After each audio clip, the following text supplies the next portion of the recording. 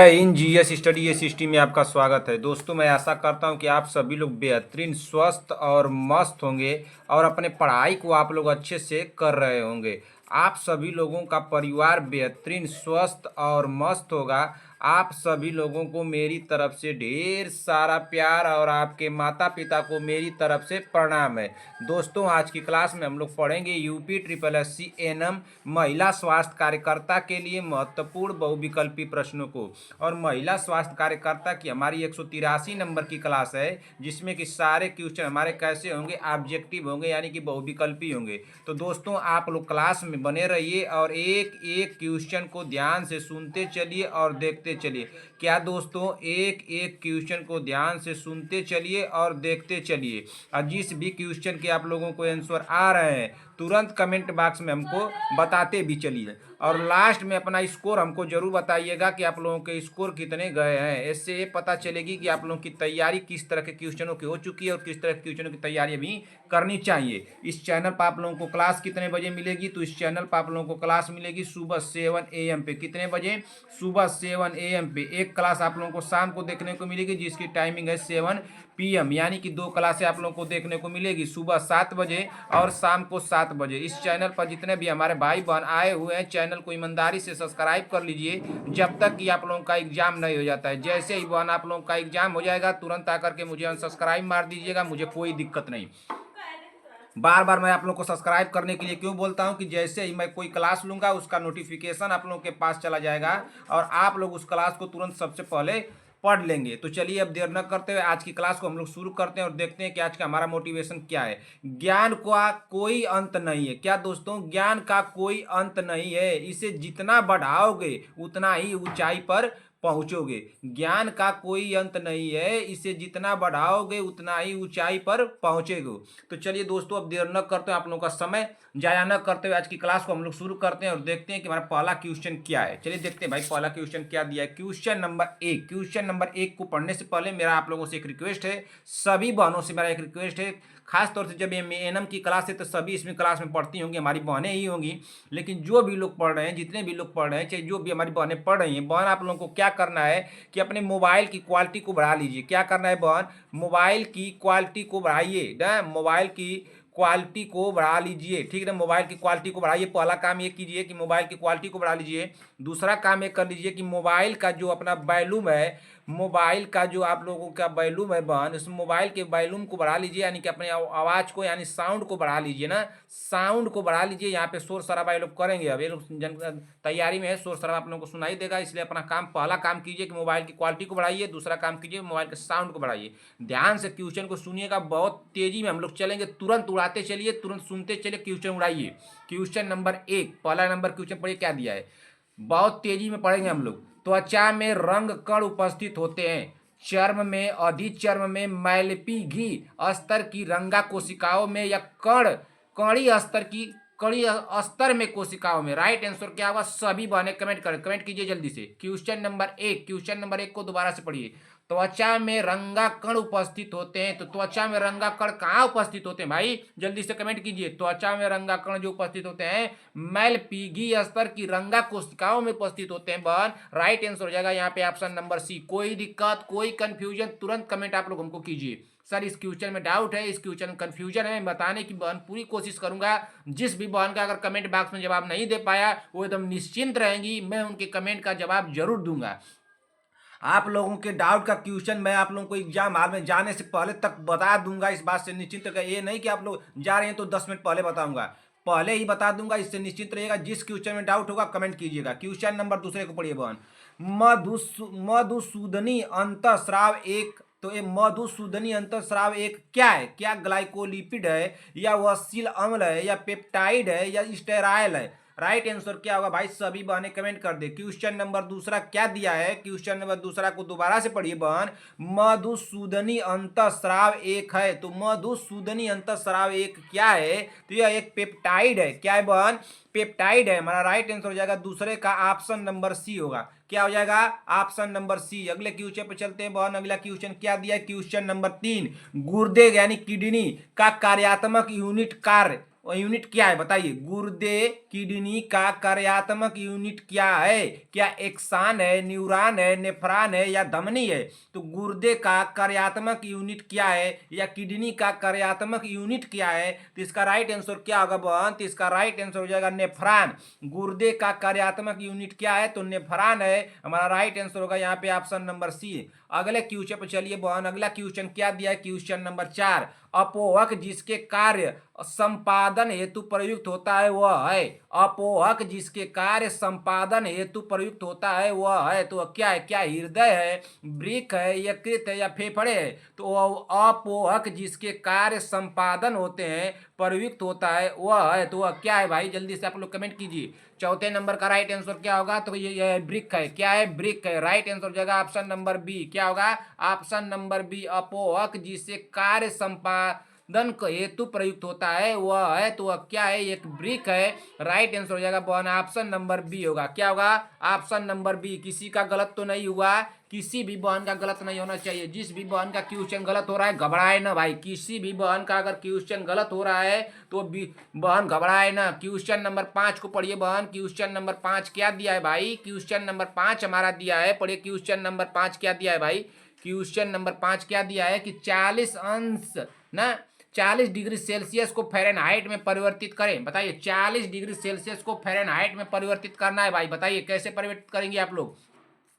40 degree Celsius को Fahrenheit में परिवर्तित करें तो क्या होगा? इसका 100 होगा, 104 होगा, 102 होगा, 98 होगा। तो इसको परिवर्तित करना है तो पहले इसको परिवर्तित कर देते हैं। 40 डिग्री सेल्सियस को फ़ारेनहाइट में परिवर्तित करें तो इसको मैं बता दे रहा हूँ भाई। सभी बहनें देख लें, फिर उसके बाद दोबारा आप लोग को क्या करना होगा। अगर बहन इस तरह से क्वेश्चन आ जाते हैं तो आप लोगों को कर लेना होगा ना। इस तरह के क्वेश्चन अगर आ जाते हैं आप लोगों को तो आप लोगों को क्या करना होगा, आप लोग फिर कर लीजिएगा, ठीक ना। इसका पहले सूत्र जान लीजिए क्या होता है बहन। इसका सूत्र होता है एफ बराबर सी गुणे क्या होता है 9/5 प्लस कितना होता है 32 होता है ना। इतना तो आप लोग जान गई। एक क्या दिया है बहन? ये इसका सूत्र है ना। इसको जिसको फ़ारेनहाइट में परिवर्तित करना होता है डिग्री सेल्सियस को, 40 डिग्री सेल्सियस को फ़ारेनहाइट में अगर परिवर्तित करना है तो किसी भी डिग्री सेल्सियस को फ़ारेनहाइट में बदलने के लिए, परिवर्तित करने के लिए ये सूत्र लगा दीजिएगा। एफ बराबर सी गुणे 9/5 ना। एफ बराबर सी गुणे 9/5 प्लस 32 ना। अब देखिए, अब इसको रखिए। कितना दिया है कि 40 डिग्री सेल्सियस को फ़ारेनहाइट में बदले ना। तो चार दिया कितना है क्वेश्चन में? दिया कितना है? तो दिया है बहन कितना दिया? ध्यान से बस सुनते चलिए, देखते चलिए। नहीं समझ में आएगा तो हमको कमेंट कीजिएगा। दिया कितना है? तो सी बराबर कितना दिया है? 40 दिया है ना। कितना दिया है? 40 डिग्री दिया है, ठीक। अब देखिए ये सूत्र हो गया और सी बराबर कितना दिया है? 40 दिया है। अब देखिए यहाँ पे क्या दिया है? यहाँ पे दिया है बहन एफ दिया है ना। क्या दिया है? यहाँ पे एफ दिया है। तो एफ बराबर क्या हो गया? यहाँ पे सी है ना सूत्र में, तो सी की जगह हम लोग को कितना अब रखना है? तो सी बराबर 40 हो गया है, तो सी की जगह 40 हम लोग रख देंगे। अब देखिए गुणा का निशान दिया है तो गुणा कर देंगे। 9/5 दिया है तो 9/, यहाँ पे हम लोग 5 कर देंगे, प्लस 32 दिया है। अब देखिए, अब इसको सॉल्व कीजिए। एफ बराबर क्या हो जाएगा? एफ बराबर कितना हो जाएगा बताइए? तो एफ बराबर होगा बन, जब इसको हल करेंगे तो 5 को 8 से भाग देंगे, यानी इसको कटाएंगे तो 5 में 8 का भाग कितनी बार जाएगा बताइए जल्दी से। तो 5 8 है 40, कितना हो जाएगा? 8 हो जाएगा। कितना हो जाएगा बहन? 8 हो जाएगा। फिर 8 के बाद यहाँ पे क्या करना है? गुणा करना है। तो देखिए 5 8 है, यहाँ पे कितना हो गया बहन? 40 हो गया ना। तो यहाँ पे 8 हो गया और 8 के बाद क्या हम लोग का बच रहा है बताइए? 8 के बाद ध्यान से देखते चलिए बस। 8 के बाद यहाँ गुणा हो गया, अब गुणा के बाद यहाँ ऊपर 9 दिया था तो यहाँ 9 हम लोग कर देंगे बहन, और 9 के बाद यहाँ प्लस दिया है तो यहाँ प्लस कर देंगे, और यहाँ पे कितना दिया है? 32 दिया है ना। तो यहाँ पे कितना हो जाएगा? 32 ना। तो क्या हो जाएगा? पहले का को पहले तोड़िए ता पीछे दो, भाग गुणा करो, धन जोड़ के ऋण को दियो घटाए। इस तरह से आप लोग बहुत पहले सुनी होंगी। तो अब क्या करना है? देखिए यहाँ पे करना है यप, क्या हो जाएगा? यहाँ पे हो जाएगा यप। अब 8 में 9 का आप लोग गुणा पहले कर देंगे। पहले यही का माना करे जाएगा कि पहले गुणा किया जाएगा कि पहले जोड़ा जाएगा? तो पहले गुणा किया जाएगा बहन। तो 8 में 9 का गुणा करेंगे तो 8 में 9 का गुणा करने का मतलब होता है कि 8 का पहाड़ा आप 9 बार पढ़ेंगे तो 8 9 कितना हो जाएगा? तो 8 9 72 हो जाएगा। 8 में 9 का गुणा करने का मतलब है कि 8 का पहाड़ा 9 बार पढ़ना है। तो 8 का पहाड़ा 9 बार पढ़िए। 8 के 8, 8 दूनी 16, 8 तीन के 24, 8 चौक को 32, 8 5 40, 8 6 48, इस तरह से पढ़िए ना। तो 8 7 56, 8 9 कितना हो जाएगा बताइए? 8 9 72 हुआ कि नहीं? तो ये 8 9 72 हो जाएगा। तो यहाँ पे 72 लिख दिए, प्लस यहाँ पे कर दीजिए 72 में 32 को जोड़ दीजिए, यहाँ पे 32 दिया है तो 72 में 32 को जोड़ेंगे तो यह बराबर कितना हो जाएगा बहन, 72 में 32 को जोड़िए तो कितना हो जाएगा, ये तो आप लोग जोड़ लेगी ना, 2 में 2 को जोड़ दीजिए तो 4 हो जाएगा। कितना हो जाएगा, 4 हो जाएगा। 7 में 3 को जोड़ेंगी तो 10 हो जाएगा। तो कितना हो गया बहन, 104 हो गया। यानी कि यह बराबर कितना आया है हम लोगों का आंसर, 104 आया है। तो 104 इसमें कहाँ दिया है, बी दिया है, यही राइट आंसर होगा बहन। क्या हो जाएगा, option number B right answer होगा। गलत तो नहीं हुआ, किसी का समझ में आया, नहीं समझ में आया बहन दोबारा से देखिए। क्वेश्चन नंबर 5 पूछा क्या है बहन कि 40 डिग्री सेल्सियस को फ़ारेनहाइट में परिवर्तित करें। तो 40 डिग्री सेल्सियस पूछ दे, 50 डिग्री पूछ दे या 100 डिग्री पूछ दे, चाहे जितना मन करे उसका उत्तर पूछ दे। जब पूछेगा कि किसी भी, मान लीजिए कि यहाँ पर 80 रख दे, 30 रख दे, 20 रख दे, जितना डिग्री सेल्सियस रख के उसको फ़ारेनहाइट में परिवर्तित करने के लिए पूछेगा तो घबराना नहीं है, तुरंत पहले सूत्र रखिएगा, एफ बराबर सी गुणे 9/5 प्लस 32। अब देखिए दिया कितना है बहन, एफ यहाँ पे कितना दिया, सी बराबर कितना दिया है, ये सी बराबर जो सेल्सियस है कितना दिया है, तो सी बराबर कितना दिया है, 40 दिया है ना। यहाँ पे 40 हम लोग किए हैं, कितना किए हैं, 40 किए हैं, ठीक ना। कितना किए भाई, 40 किए हैं यहाँ पे ना, यहाँ पे 40 हम लोग कर दिए हैं। अब देखिए एफ बराबर क्या हो गया 40, सी की जगह हम लोग क्या रखे हैं, 40 रखे हैं। इसके बाद ये गुणा का निशान कर दिए, ऊपर कितना दिया है, 9 दिया है। तो 9 बटा के कितना दिया है, 5। तो 5 का इसमें कटाएंगे इसको, तो 5 में 8 का, जब 5 का भाग 40 में 5 का भाग करेंगे तो 5 बाटे 40 होगा ना। तो 5 और 8 यहाँ क्या हो गया, 5 बाटे 40 यहाँ 8 हो जाएगा। ऊपरा कितना दिया है 9, तो गुणे कर देंगे 9 प्लस कितना दिया है 32, यहाँ 32 कर देंगे। अब देखिए पहले अब क्या करेंगे, यह बराबर क्या करेंगे, तो 8 का गुणा 9 में करेंगे। तो 8 का गुणा 9 में करने का मतलब कि 8 का पहाड़ा 9 बेर पढ़ेंगे तो 8 9 72 हो जाएगा। तो यहाँ पर 72 हम लोग लिख दिए हैं, प्लस दिया है यहाँ ऊपर, तो यहाँ प्लस कर दिए, यहाँ 32 दिया है तो 32 कर दिए हैं। अब देखिए 72 में 32 जोड़ देंगे तो आप लोग इतना तो जानती होंगी बहन ना, 72 में 32 जोड़ेंगे तो कितना हो जाएगा, तो 72 में 32 जोड़िए तो 2 और 2 4 होगा, और 7 और 3 10 होगा, तो 104 हुआ। तो 104 यहाँ पे दिया, यही हमारा राइट आंसर हुआ। क्या हुआ, राइट आंसर हुआ ऑप्शन नंबर बी। समझ में आया या नहीं समझ में आया, कंफ्यूजन होगा, कोई दिक्कत होगा, डाउट होगा, सभी बहनें कमेंट कर देंगी, सभी बहनें कमेंट करेंगी भाई। कोई ऐसी बहन ना हो जो नाराजगी जताए कि सर आपने ऐसा पढ़ाया, तेजी में पढ़ाया, ये किया वो किया। आप लोग ऐसा मत किया करिए बहन, नहीं समझ में आ रहा है जो क्वेश्चन, जो डाउट लग रहा है हमको कमेंट कीजिए, मैं बताने की पूरी कोशिश करूंगा। कमेंट बॉक्स में अगर आप लोगों को बताया हूँ, अगर नहीं समझ में आया तो कमेंट कीजिए कि सर आप हमको क्लास में बताइए, तब हम समझेंगे। मैं बताने के लिए बोल रहा हूँ ना कि बताऊंगा, फिर आप लोग कोई ऐसा करती हैं। यह क्वेश्चन अगर आप लोगों को 5 नंबर नहीं समझ में आया होगा, बताइए। संगीता पटेल जी, प्रियंका सहानी जी, शांति वाजपेयी जी, सीमा देवी जी, विक्रम जायसवाल, चंद्रकला देवी जी, अर्चना प्रजापति, बीबा जी, पुष्पाचार्य, रंजना राजभर, नया तिवारी, नीतू कुमारी, रज्जा पंडित, कनिका चौहान, सभी बने, रूपा विश्वकर्मा, प्रीति कुमारी, आरवी चौधरी जी, रेखा सिंह जी,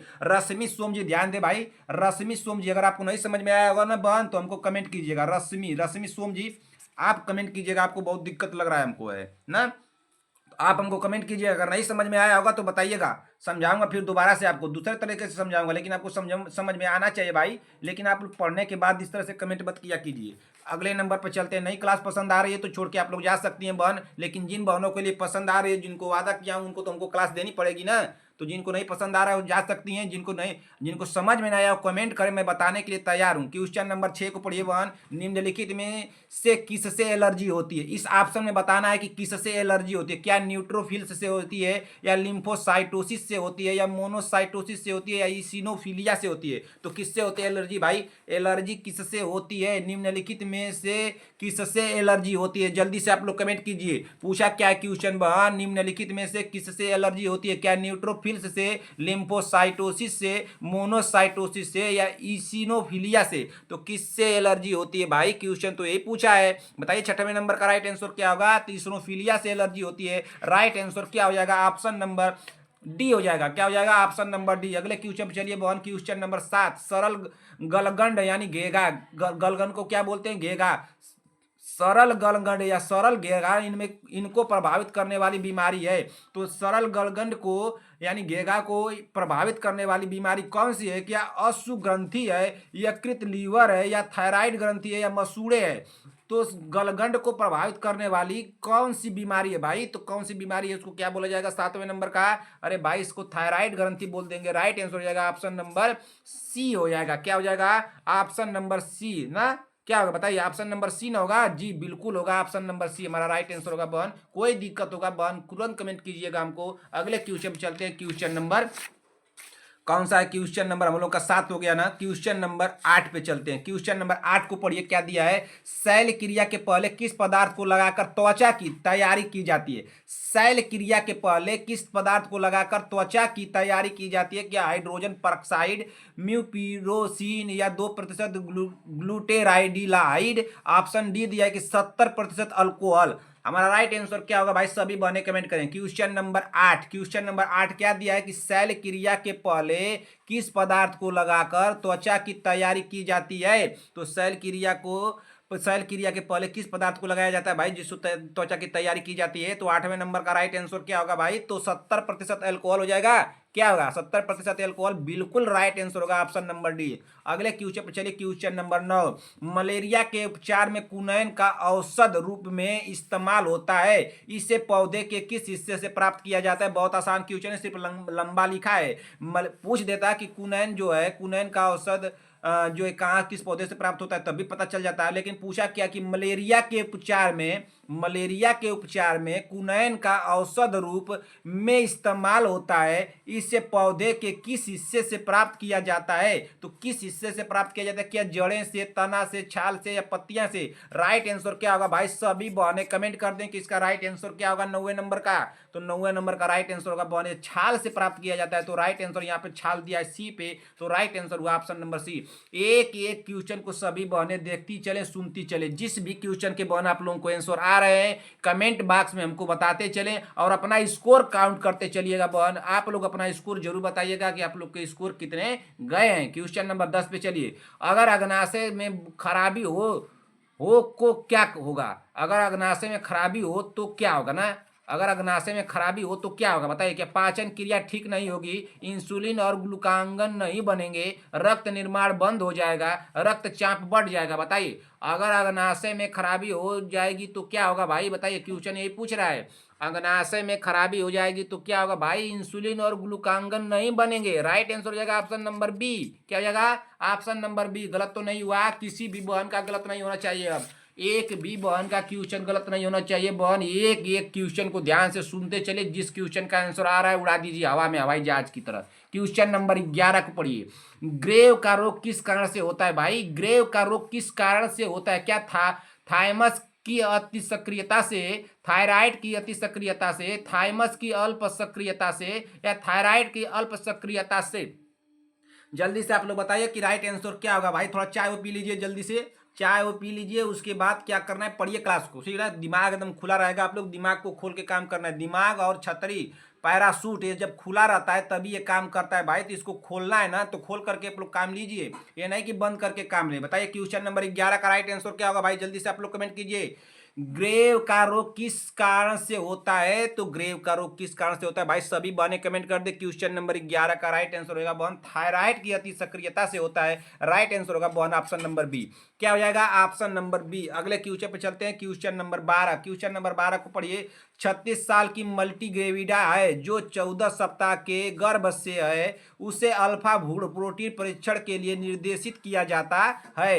एक अल्फा भ्रूण प्रोटीन परीक्षण का सूचक है। तो क्या रीनल डिफेक्ट होगा, कार्डियक विसंगतियां होगी, तंत्रिका ट्यूब दोष होगा, या जी आई दोष होगा? बताइए राइट आंसर क्या होगा भाई? क्वेश्चन नंबर 12 का राइट आंसर क्या होगा बताइए? संगीता पटेल जी, प्रियंका साहनी जी, बीबा जी, सीमा देवी जी, पुष्पाचार्य, नेहा तिवारी, नीतू कुमारी। बताइए सीमा देवी जी, शांति वाजपेयी जी। बताइए इसका राइट आंसर क्या होगा? रूपा विश्वकर्मा, आरवी चौधरी जी, रेखा सिंह जी, प्रीति कुमारी। बताइए इसका राइट आंसर क्या होगा? चंद्रकला देवी जी बहन कमेंट कीजिए। क्वेश्चन नंबर 12 का राइट आंसर क्या होगा बहन? क्वेश्चन क्या पूछा है दोबारा से पढ़िए। 12 साल की मल्टीग्रेविडा है, 36 साल की मल्टीग्रेविडा है जो 14 सप्ताह के गर्भ से, उससे अल्फा भ्रूण प्रोटीन परीक्षण के लिए निर्देशित किया जाता है। ठीक, एक अल्फा भ्रूण प्रोटीन परीक्षण का सूचक है। तो इसका सूचक क्या होगा? तो 12 नंबर का राइट आंसर क्या हो जाएगा भाई? इसका सूचक क्या होगा? तो तंत्रिका ट्यूब दोष होगा। राइट आंसर होगा बना ऑप्शन नंबर सी। अगले क्वेश्चन पर चलिए। क्वेश्चन नंबर 13, आदमी के कंठ के किस भाग को आउट ऊर्ध्व न उदर्ध एडमस एपल कहा जाता है? तो किसको कहा जाता है भाई? क्रिकाइड उपस्थि को, कंड को, श्वसनी को या थायराइड उपास्थि को किसको कहा जाता है भाई? आदमी के कंठ के किस भाग को औटू उदर्द एडम्स एप्पल कहा जाता है? तो किसको कहा जाता है भाई? ये कहा जाता है थायराइड उपास्थि को कहा जाता है। राइट आंसर होगा ऑप्शन नंबर डी हो जाएगा। क्या हो जाएगा बहन? Option number D. अगले क्वेश्चन पे चलते हैं। क्वेश्चन नंबर 13 हो गया हम लोगों का। क्वेश्चन नंबर 14 पे चलते हैं। क्वेश्चन नंबर 14 को पढ़िए, क्या दिया है? क्वेश्चन नंबर 14 हमारा दिया है कि अपगर स्कोर यानी कि अपगार स्कोर रहेगा। अपगार स्कोर शिशु के किस अंग की सक्रिय क्रियाशीलता का आकलन करने हेतु किया जाता है? तो ये आप लोग को मैं बताया हूं। क्या जन्म संबंधी खामियां, श्वसन प्रयास, संवेदीकरण या भावात्मक स्थिरता? राइट आंसर क्या होगा भाई? आप लोग बताइए। अपगार स्कोर जो होता है, स्कोरिंग होता है, वो शिशु का किस अंग की क्रियाशीलता का आकलन करने हेतु किया जाता है? बताइए जल्दी से। अपगार स्कोरिंग शिशु के किस अंग की क्रियाशीलता का आकलन करने के लिए हेतु किया जाता है भाई? करने हेतु किया जाता है, जल्दी से कमेंट कीजिए। तो किया जाता है भाई श्वसन प्रयास हेतु। राइट आंसर होगा ऑप्शन नंबर बी हो जाएगा ना। अगले क्वेश्चन पे चलिए। क्वेश्चन नंबर 15, योनि गुहा में सामान्यतः रहता है। योनि गुहा में सामान्यतः रहता है तो क्या अम्लीय वातावरण रहता है, क्षारीय वातावरण रहता है, उदासीन वातावरण रहता है, या ऐसा वातावरण जिसे ज्ञात करना मुश्किल है? बताइए। योनि गुहा में सामान्यतः रहता है तो योनि गुहा में कैसा वातावरण रहता है, यही पूछ रहा है क्वेश्चन में 15 नंबर का। तो अम्लीय वातावरण रहता है। राइट आंसर हो जाएगा ऑप्शन नंबर ए। क्या हो जाएगा? क्वेश्चन को दोबारा से पढ़िए बहन। योनि गुहा में सामान्यतः रहता है तो अम्लीय वातावरण रहता है। राइट आंसर हुआ है ऑप्शन नंबर ए। अगले क्वेश्चन पे चलिए। क्वेश्चन नंबर 16, 1 ग्राम वसा देती है तो क्या 4 कैलोरी, 6 कैलोरी, 8 कैलोरी, 9 कैलोरी? बहुत आसान क्वेश्चन है। क्वेश्चन को उड़ा दीजिए संगीता पटेल जी हवा में। क्वेश्चन को उड़ा दीजिए हवा में, कि हवा में उड़ता ही रहे। शांति वाजपेयी जी, सीमा देवी जी, विक्रम जायसवाल, चंद्रकला देवी जी, उड़ाइए क्वेश्चन को। विभा जी, रश्मि सोम जी, आरवी चौधरी जी, रेखा सिंह जी, प्रीति कुमारी, नीतू कुमारी, आराध्या पंडित, कनिका चौहान, साक्षी यादव, सभी बहनों से है भाई। उड़ा दीजिए क्वेश्चन को हवा में। 1 ग्राम वसा देती है तो 1 ग्राम वसा कितना देती है भाई? 9 कैलोरी देती है। राइट आंसर होगा बहन ऑप्शन नंबर डी। किसी का गलत तो नहीं हुआ? सभी बहने कमेंट करके बताएं। क्वेश्चन नंबर 16 गलत तो नहीं हुआ बहन? नहीं गलत होना चाहिए। अब क्वेश्चन मत गलत कीजिए भाई, जितना हो सके उतनी अपनी ताकत लगा दीजिए इस एग्जाम को करेक्ट करने के लिए। मैं प्रयास कर रहा हूँ बहन क्वेश्चन देने के लिए। सिर्फ आप लोग ईमानदारी पूर्वक पढ़ते रहिए ना, ये मत कीजिएगा कि पढ़वे ही नहीं करें। आप ही लोगों के लिए मेहनत कर रहा हूँ। अगर आप लोग को नहीं पढ़ना होगा तो बता देंगी, मैं रात रात भर क्वेश्चन तैयार कर रहा हूँ, नहीं करूंगा। लेकिन जब ट्यूशन दे रहा हूं बन तो आप लोगों को पढ़ना चाहिए। पढ़िएगा, बिल्कुल पढ़िएगा, ठीक ना? कौन सा? इसीलिए मैं आप लोगों को कहता हूं बन के आप लोग कमेंट कीजिए तो मैं देखूंगा कि आप लोग कितना आप लोगों का स्कोर आ रहा है। तो आप लोग बताती भी नहीं है। कौन सा आहार प्राकृतिक रूप से विटामिन सी का सबसे भरपूर स्रोत है? क्या चिकन यानी मुर्गा, केला, संतरा, दूध? तो कौन सा जो आहार है प्राकृतिक रूप से बोला है, प्राकृतिक रूप से विटामिन सी का सबसे भरपूर स्रोत है? तो विटामिन सी का सबसे भरपूर स्रोत इसमें क्या हो जाएगा 17 नंबर का? तो ऑप्शन नंबर सी हो जाएगा, संतरा हो जाएगा। राइट आंसर होगा बहन ऑप्शन नंबर सी होगा ना। ये दिया है ऑप्शन के थ्रू सी लगाया जा रहा है। अगर यहीं पर दे देता बहन आंवला दे देता, आंवला दे देता तो हम लोग आंवला को लगाते हैं, क्योंकि सबसे ज्यादा भरपूर मात्रा में विटामिन सी किसमें पाया जाता है? तो आंवला में पाया जाता है। लेकिन इस ऑप्शन के थ्रू हम लोग लगाए हैं तो इसलिए हमारा राइट आंसर यहाँ हो गया है ऑप्शन नंबर सी। खट्टे पदार्थों में पाया जाता है ना, खट्टे फलों में पाया जाता है विटामिन सी। ये तो आप लोगों को सभी लोगों को पता होगा। क्वेश्चन नंबर 18 पे चलिए। किसी विशिष्ट क्षेत्र में रुचि, क्षमता तथा योग्यता में होने वाले व्यक्तिगत फर्क को इनमें से किस परीक्षण के द्वारा आकलन किया जाता है? तो क्या दृष्टिकोणीय परीक्षण, क्षमता परीक्षण, बौद्धिक स्तर परीक्षण या मानसिक क्षमता परीक्षण? तो किस परीक्षण के द्वारा भाई आकलन किया जाता है व्यक्तिगत फर्क का? बताइए। क्वेश्चन क्या पूछा है? क्वेश्चन को दोबारा से पढ़िए बहन, ध्यान से मेरी बातों को सुनिए। क्वेश्चन दिमाग में एकदम कहानी की तरह याद होता चला जाएगा। आंखों के सामने आया क्वेश्चन तो क्वेश्चन तो क्वेश्चन का चटनी बन जाएगा। आप लोग सोचिएगा मत ना क्या होगा क्वेश्चन। पहले आप लोग बस मेरी बातों को ध्यान से सुनते चलिए। किसी विशिष्ट क्षेत्र में रुचि, क्षमता तथा योग्यता में होने वाले व्यक्तिगत फर्क को इनमें से किस परीक्षण द्वारा आकलन किया जाता है? तो किस परीक्षण द्वारा आकलन किया जाता है भाई? तो किया जाता है क्षमता परीक्षण द्वारा आकलन किया जाता है बहन। हमारा राइट आंसर हो जाएगा यहाँ पे ऑप्शन नंबर बी होगा। अगले क्वेश्चन पे चलिए, क्वेश्चन नंबर 19। मादा शिशु के प्रति अपने दृष्टिकोण में बदलाव लाने के उद्देश्य से एक महिला समूह को इनमें से कौन सी शिक्षण प्रक्रिया सबसे उपयुक्त है? क्या भूमिका निर्वहन, व्याख्यान, विचार विमर्श या गोष्ठी? राइट आंसर क्या होगा भाई? इस बात को ध्यान दीजिएगा कि राइट आंसर क्या होगा, इस बात को ध्यान देते हुए बताइए। क्वेश्चन नंबर 19 क्या पूछा है कि मादा शिशु के प्रति अपने दृष्टिकोण में बदलाव लाने के उद्देश्य से एक महिला समूह को इनमें से कौन सी शिक्षण प्रक्रिया सबसे उपयुक्त होगी? तो ये शिक्षण प्रक्रिया क्या भूमि निर्वहन, व्याख्यान, विचार विमर्श या गोष्ठी? राइट आंसर क्या होगा 19 नंबर का? सभी बहने कमेंट कर दे भाई। अरे भाई भूमिका परिवहन होगा ना, उसका भूमिका क्या है? भूमिका निर्वहन होगा। भूमिका निर्वहन राइट आंसर हो जाएगा बहन, ऑप्शन नंबर ए हो जाएगा ना। ये क्या दिया? निर्वहन दिया है, भूमिका निर्वहन। राइट आंसर होगा ऑप्शन नंबर ए। अगले क्वेश्चन पर दिए पढ़िए, छात्र द्वारा किसी बीमारी के संकेत तथा लक्षणों के याद रखने की क्षमता इनमें से किससे संबंध है? क्या प्रभावित डोमेनों यानी ज्ञानात्मक कार्य क्षेत्र, मनोप्रेरक कार्य क्षेत्र, प्राप्त कार्य क्षेत्र? तो हमारा राइट आंसर क्या हो जाएगा बताइए? छात्र द्वारा किसी बीमारी के संकेतों तथा लक्षणों को याद रखने की क्षमता इनमें से किससे संबंध है? तो किससे संबंध है भाई? क्या प्रभावित डोमेनों कार्य क्षेत्र से, ज्ञानात्मक कार्य क्षेत्र से, मनोप्रेरक कार्य क्षेत्र से या प्राप्त कार्य क्षेत्र से? तो किससे भाई है बताइए, किससे संबंध है? तो 20वें नंबर का राइट आंसर हो जाएगा संज्ञानात्मक कार्य क्षेत्र से। किससे? संज्ञानात्मक कार्य क्षेत्र से हमारा राइट आंसर होगा मोहनिया ऑप्शन नंबर बी। गलत तो नहीं हुआ, किसी का गलत नहीं होना चाहिए। अगर क्वेश्चन गलत हो रहा है बहन, किसी भी बहन का क्वेश्चन गलत हो रहा है तो घबराए नहीं, परेशान न हो, आराम से क्वेश्चन को देखते चलिए बहन, दोबारा से पढ़िएगा, क्लियर होता चला जाएगा, ठीक ना। ये नहीं कि मेरा कम आ गया, मेरा गलत हो गया, 5 गलत हो गया, 10 गलत हो गया। तो मेहनत कीजिए भाई, रात भर पढ़िए, दिन भर पढ़ रहा तो दिन एकदम पढ़ता ही रहिए। पढ़ते पढ़ते आँख मुँह नाक सब फूल जाए, सूज जाए ना, सूजन हो जाए, ऐसा पढ़िए ना। पढ़ते पढ़ते आंखों से पानी गिरने लगे, 10-15 दिन की बात है बहन। इतनी अपने पूरी शरीर की जितनी ताकत है उतनी ताकत लगा दीजिए, पूरे दिमाग की ताकत लगा दीजिए, और 10-15 दिन में पूरी लाइफ आप लोगों की सेटल हो जाएगी। बस क्वेश्चन को किसी तरह से पढ़िए और एग्जाम को करेक्ट कर लीजिए। क्वेश्चन देने के लिए मैं रेडी हूँ, क्वेश्चन मैं दूंगा, जैसे भी दूंगा वैसे भी दूंगा। लेकिन अगर आप लोगों को नहीं पढ़ना होगा तो कमेंट करके बता दीजिएगा बहन, मैं इतना मेहनत नहीं कर पाऊंगा, आप ही लोगों के लिए करता हूँ। और आप लोग पढ़ने के बाद भी कमेंट करती हैं उल्टा पुल्टा, ये पसंद नहीं आता है, ठीक ना, अच्छा नहीं लगता है, बहुत दुखी आप लोग कर देती हैं। आप लोग सोचिए, जिसके लिए आदमी 8-8 घंटे, रात को 10-10 घंटे, 12-12 घंटे पूरी रात जाग करके क्वेश्चन तैयार कर रहा है, दिन में 2 घंटे बस 3 घंटे सो रहा है, न खाने का सही रूल रेगुलेशन चल रहा है, न चाय पानी का। आदमी बस चाय पी करके आप लोगों को मैं क्वेश्चन तैयार कर रहा हूँ, कैसे कर रहा हूँ कैसे नहीं कर रहा हूँ, आप लोग तो समझदारी है नहीं। लेकिन कमेंट आप लोगों का बहुत प्यारा आ जाता है बहन, कि जिससे कि हम खुश हो जाते हैं खूब ना, इतना बढ़िया खुश हो जाते हैं कि जैसे लगता है कि छोड़ दे सभी सब झूठे हम पाल दिए आप लोगों के लिए। क्वेश्चन नंबर 21 बताइए, घातक रक्ताल्पता किसकी कमी से होता है बताइए? क्या थायमिन की, लोहा की, विटामिन B12 की या फोलिक अम्ल की?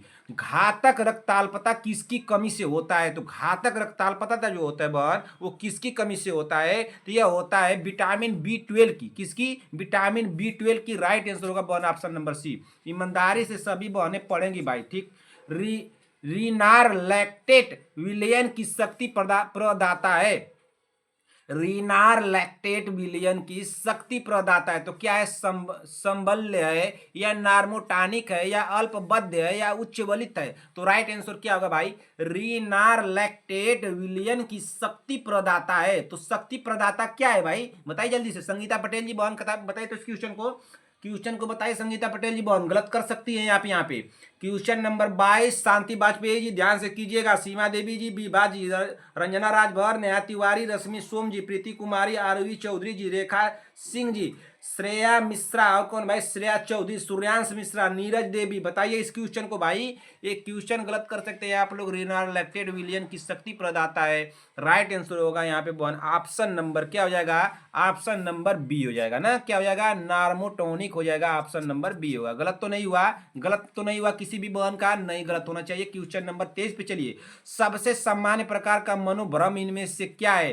पिक रोग है, पार्किंसन रोग है, या अल्जाइमर रोग है, या टिक रोग है? राइट आंसर क्या होगा? सबसे सामान्य प्रकार का मनोभ्रम इनमें से कौन है? तो इनमें से कौन सा है भाई? 23 नंबर का राइट आंसर क्या होगा भाई? सभी बहने कमेंट करें। सबसे सामान्य प्रकार का मनोभ्रम इनमें से कौन है? आप लोग बताइए। मैं आप लोगों को समय देता हूं, 10 नहीं 15 सेकेंड का देता हूं, कीजिए इसको, कमेंट कीजिए, बताइए इसका राइट आंसर क्या होगा भाई? आप लोग कमेंट कीजिए, जल्दी से कमेंट कर दीजिए। सबसे सामान्य प्रकार का मनोभ्रम इनमें से कौन है? तो सबसे सामान्य प्रकार का जो मनोभ्रम है वो कौन सा है? तो अल्जाइमर रोग है। राइट आंसर होगा बॉन ऑप्शन नंबर सी होगा। क्या होगा? Option number C. थोड़ा बहन यहाँ पे अगल बगल हमको शोर सुनाई दे रहा होगा, आप लोगों को शोर शराबा सुनाई दे रहा है बहन।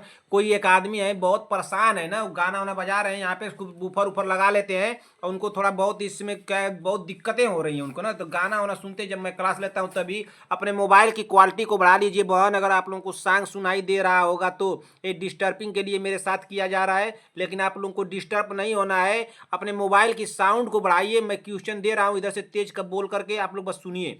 सामुदायिक स्वास्थ्य केंद्र की नर्स हाल ही में चिकित्सा मधुमेह रोगी को औषधि उपचार के जरिए किस अवस्था के उपचार संबंधी उद्देश्य को रेखांकित करती है? तो किसको करती है भाई? हाइपोग्लाइसेमिया को, हाइपरग्लाइसीमिया को, या हाइपाकैल्सीमिया को, या हाइपरबाइलिरुबिनियमिया को? किसको करती है भाई? बताइए जल्दी से, किसको रेखांकित करती है? सामुदायिक स्वास्थ्य केंद्रों की नर्स, सामुदायिक स्वास्थ्य केंद्रों की नर्स हाल में चिन्हित मधुमेह रोगी को औषधीय उपचार के जरिए किस अवस्था के उपचार संबंधी उद्देश्य को रेखांकित करती है? तो किस संबंधी उपचार को उद्देश्य को रेखांकित करती है भाई? तो 24 नंबर का राइट आंसर क्या होगा बहन? तो हाइपरग्लाइसीमिया हो जाएगा। क्या हो जाएगा? हाइपरग्लाइसीमिया राइट आंसर होगा बहन, ऑप्शन नंबर बी। अगले क्वेश्चन पे चलिए, क्वेश्चन नंबर 25। टीका के विभिन्न प्रकार में पोलियो ताप की प्रति सबसे अधिक संवेदनशील टीका है, अतः इसे किस तापमान पर संचित करना चाहिए? बताइए। टीका के विभिन्न प्रकार में पोलियो ताप के प्रति सबसे अधिक संवेदनशील टीका है, अतः इसे किस तापमान पर संचित करना चाहिए? तो किस तापमान पर संचित करना चाहिए भाई? क्या -0 degree Celsius, -20 degree Celsius, -10 degree Celsius, -30 degree Celsius? हमारा राइट आंसर क्या होगा बहन? सभी बहने कमेंट कर दे। क्वेश्चन नंबर 25 का -20 डिग्री सेल्सियस हो जाएगा बहन, ऑप्शन नंबर बी होगा। अगले क्वेश्चन पे चलते हैं। अगला क्वेश्चन क्या दिया है? Question number 26। चलिए क्वेश्चन नंबर 26 को पढ़िए। क्या दिया है भाई? क्वेश्चन नंबर 26 को पढ़िए। क्वेश्चन नंबर 26 को पढ़िए। बच्चों में प्रोटीन ऊर्जा कुपोषण का प्रथम संकेतक है। बच्चों में प्रोटीन ऊर्जा कुपोषण का प्रथम संकेतक है। तो प्रथम संकेतक क्या होगा भाई? बच्चों में कुपोषण का प्रथम संकेतक क्या होगा? क्या उम्र के हिसाब से अधिक बार, कमजोर तथा आलसी बच्चे, उम्र के अनुसार कम बार, बच्चे का औसत से कम आहार लेना?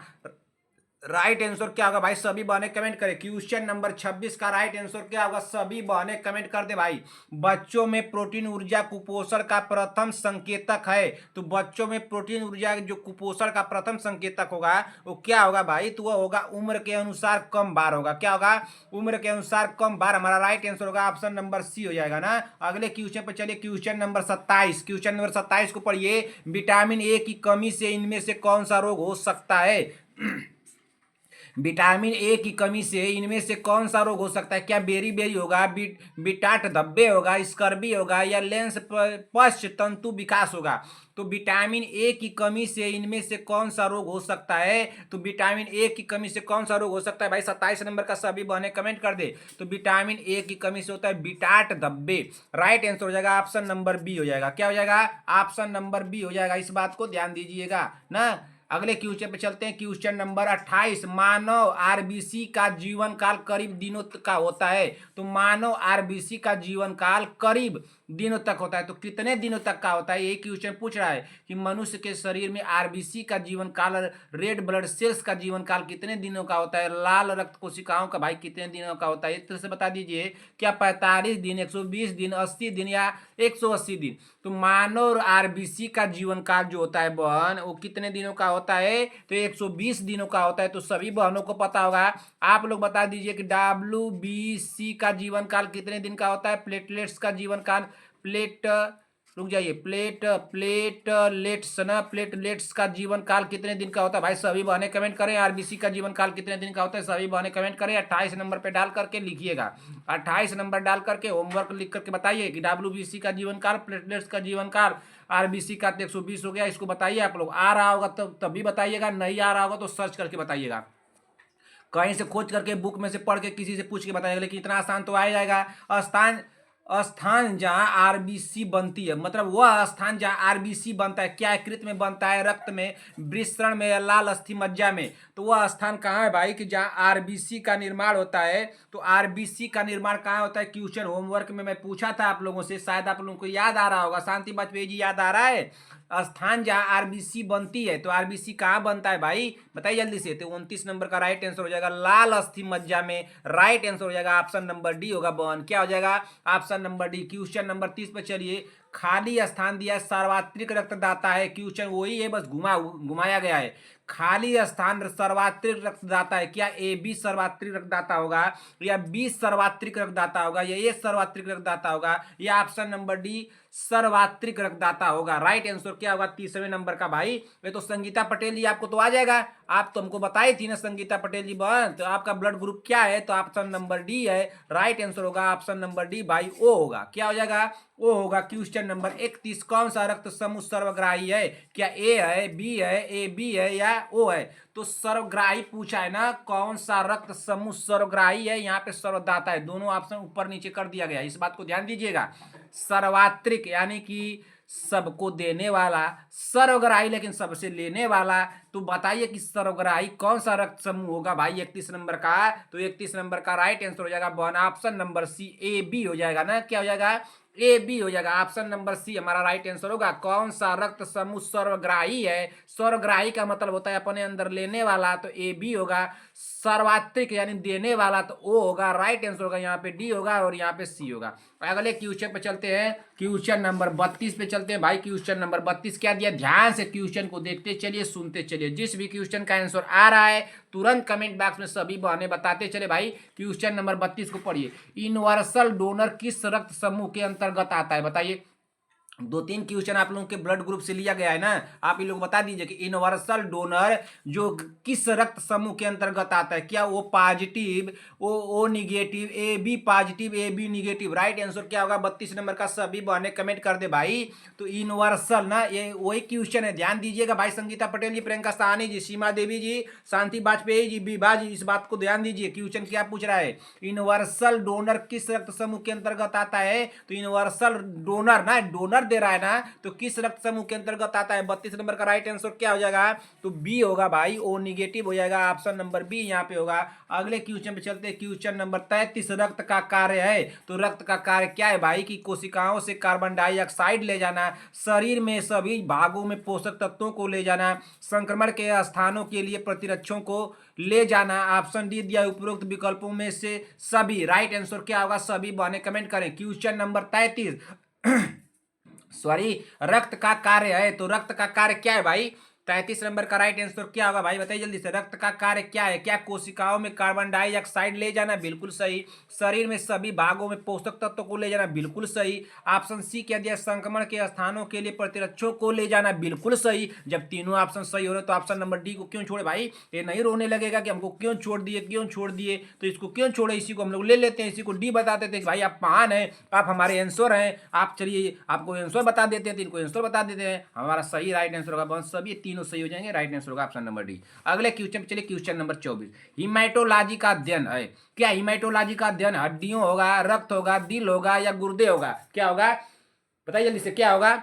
इसका राइट आंसर क्या होगा? हीमेटोलॉजी का अध्ययन है। क्या हड्डियों होगा, रक्त होगा, दिल होगा, या गुर्दे होगा? तो हीमेटोलॉजी का अध्ययन क्या कहलाता है भाई? क्वेश्चन में कराया हूं। संगीता पटेल जी ध्यान दीजिए। 34 नंबर क्वेश्चन का राइट आंसर क्या होगा? क्वेश्चन को उड़ा दीजिए हवा में भाई। क्वेश्चन नंबर 34 सभी बहनों का कमेंट आना चाहिए। हीमेटोलॉजी का अध्ययन रक्त होता है। राइट आंसर हो जाएगा ऑप्शन नंबर बी हो जाएगा बहन। क्या हो जाएगा?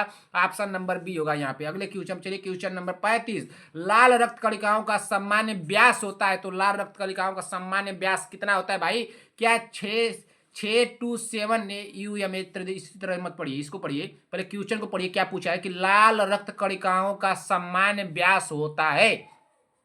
लाल रक्त कणिकाओं का समान व्यास होता है। क्या ऑप्शन ए दिया है 6 से 7 माइक्रोमीटर, ऑप्शन बी दिया है कि 7 से 8, इस तरह से जो लिखा गया ना, इस तरह से इस तरह से, तो इसका मतलब लिखा गया कि माइक्रोमीटर लिखा गया ना, तो 7 से 8 माइक्रोमीटर, 8 से 9 माइक्रोमीटर, या डी वाला है 9 से 10 माइक्रोमीटर। तो रक्त का कणिकाओं का सामान्य व्यास होता है, तो रक्त कणिकाओं का सामान्य व्यास कितना होता है भाई? तो 35 नंबर का राइट आंसर क्या होगा बहन? तो ये होता है 7 से 8 माइक्रोमीटर। राइट आंसर हो जाएगा ऑप्शन नंबर बी। अगले क्वेश्चन पर चलिए, क्वेश्चन नंबर 36। शरीर की सबसे बड़ी सीरम झिल्ली कौन सी है?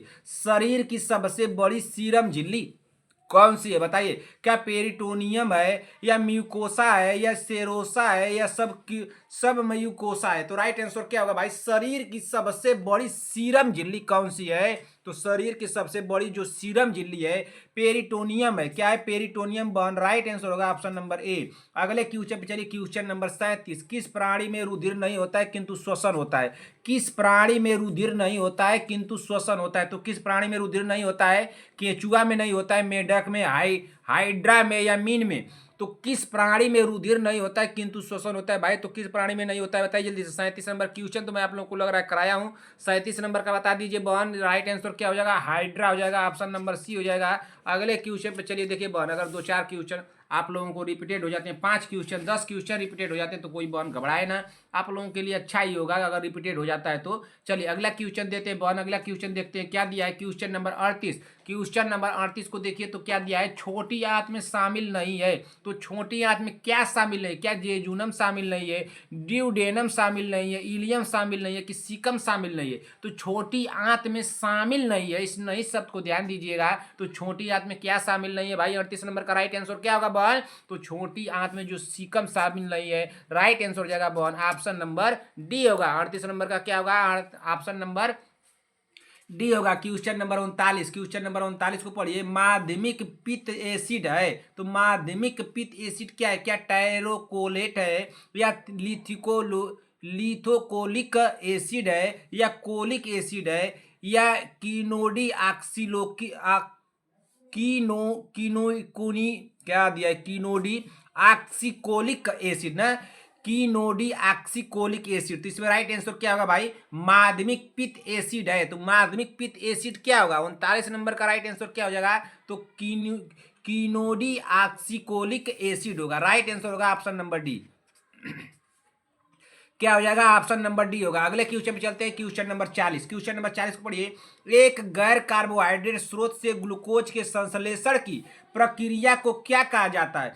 एक गैर कार्बोहाइड्रेट स्रोत से ग्लूकोज के संश्लेषण की प्रक्रिया को क्या कहा जाता है भाई? तो क्या कहा जाता है? लिपोजेनेसिस कहा जाता है, ग्लाइकोजेनेसिस कहा जाता है, या ग्लूकोनियोजेनिस कहा जाता है? ऑप्शन नंबर डी दिया है कि ग्लाइकोजेनोलिसिस कहा जाता है। तो राइट आंसर क्या होगा? यहाँ पे ऑप्शन नंबर दे दिया है, ऑप्शन नंबर डी यहाँ पे दिया, इसको ध्यान दीजिएगा ना, थोड़ा राइटर साहब बहुत महान है, उनको क्या करें बताइए। क्वेश्चन नंबर 40 क्या दिया है बहन? एक गैर कार्बोहाइड्रेट स्रोत से ग्लूकोज के संश्लेषण की प्रक्रिया को क्या कहते हैं? तो संश्लेषण की प्रक्रिया पूछ रहा है ना, तो संश्लेषण की प्रक्रिया को क्या कहते हैं? तो ग्लूकोनियोजेनेसिस कहते हैं। क्या कहते हैं? ग्लूकोनियोजेनेसिस कहते हैं। राइट आंसर होगा बहन ऑप्शन नंबर सी। अगले क्वेश्चन चलिए, क्वेश्चन नंबर 41। वसा से ग्लूकोज के संश्लेषण को क्या कहा जाता है? वसा से ग्लूकोज के संश्लेषण को क्या कहा जाता है? क्या ग्लाइकोलिसिस कहा जाता है, केब्स चक्र कहा जाता है, या साबुनीकरण कहा जाता है? ऑप्शन डी देखिए यहाँ पे दे दिए हैं साहब ने,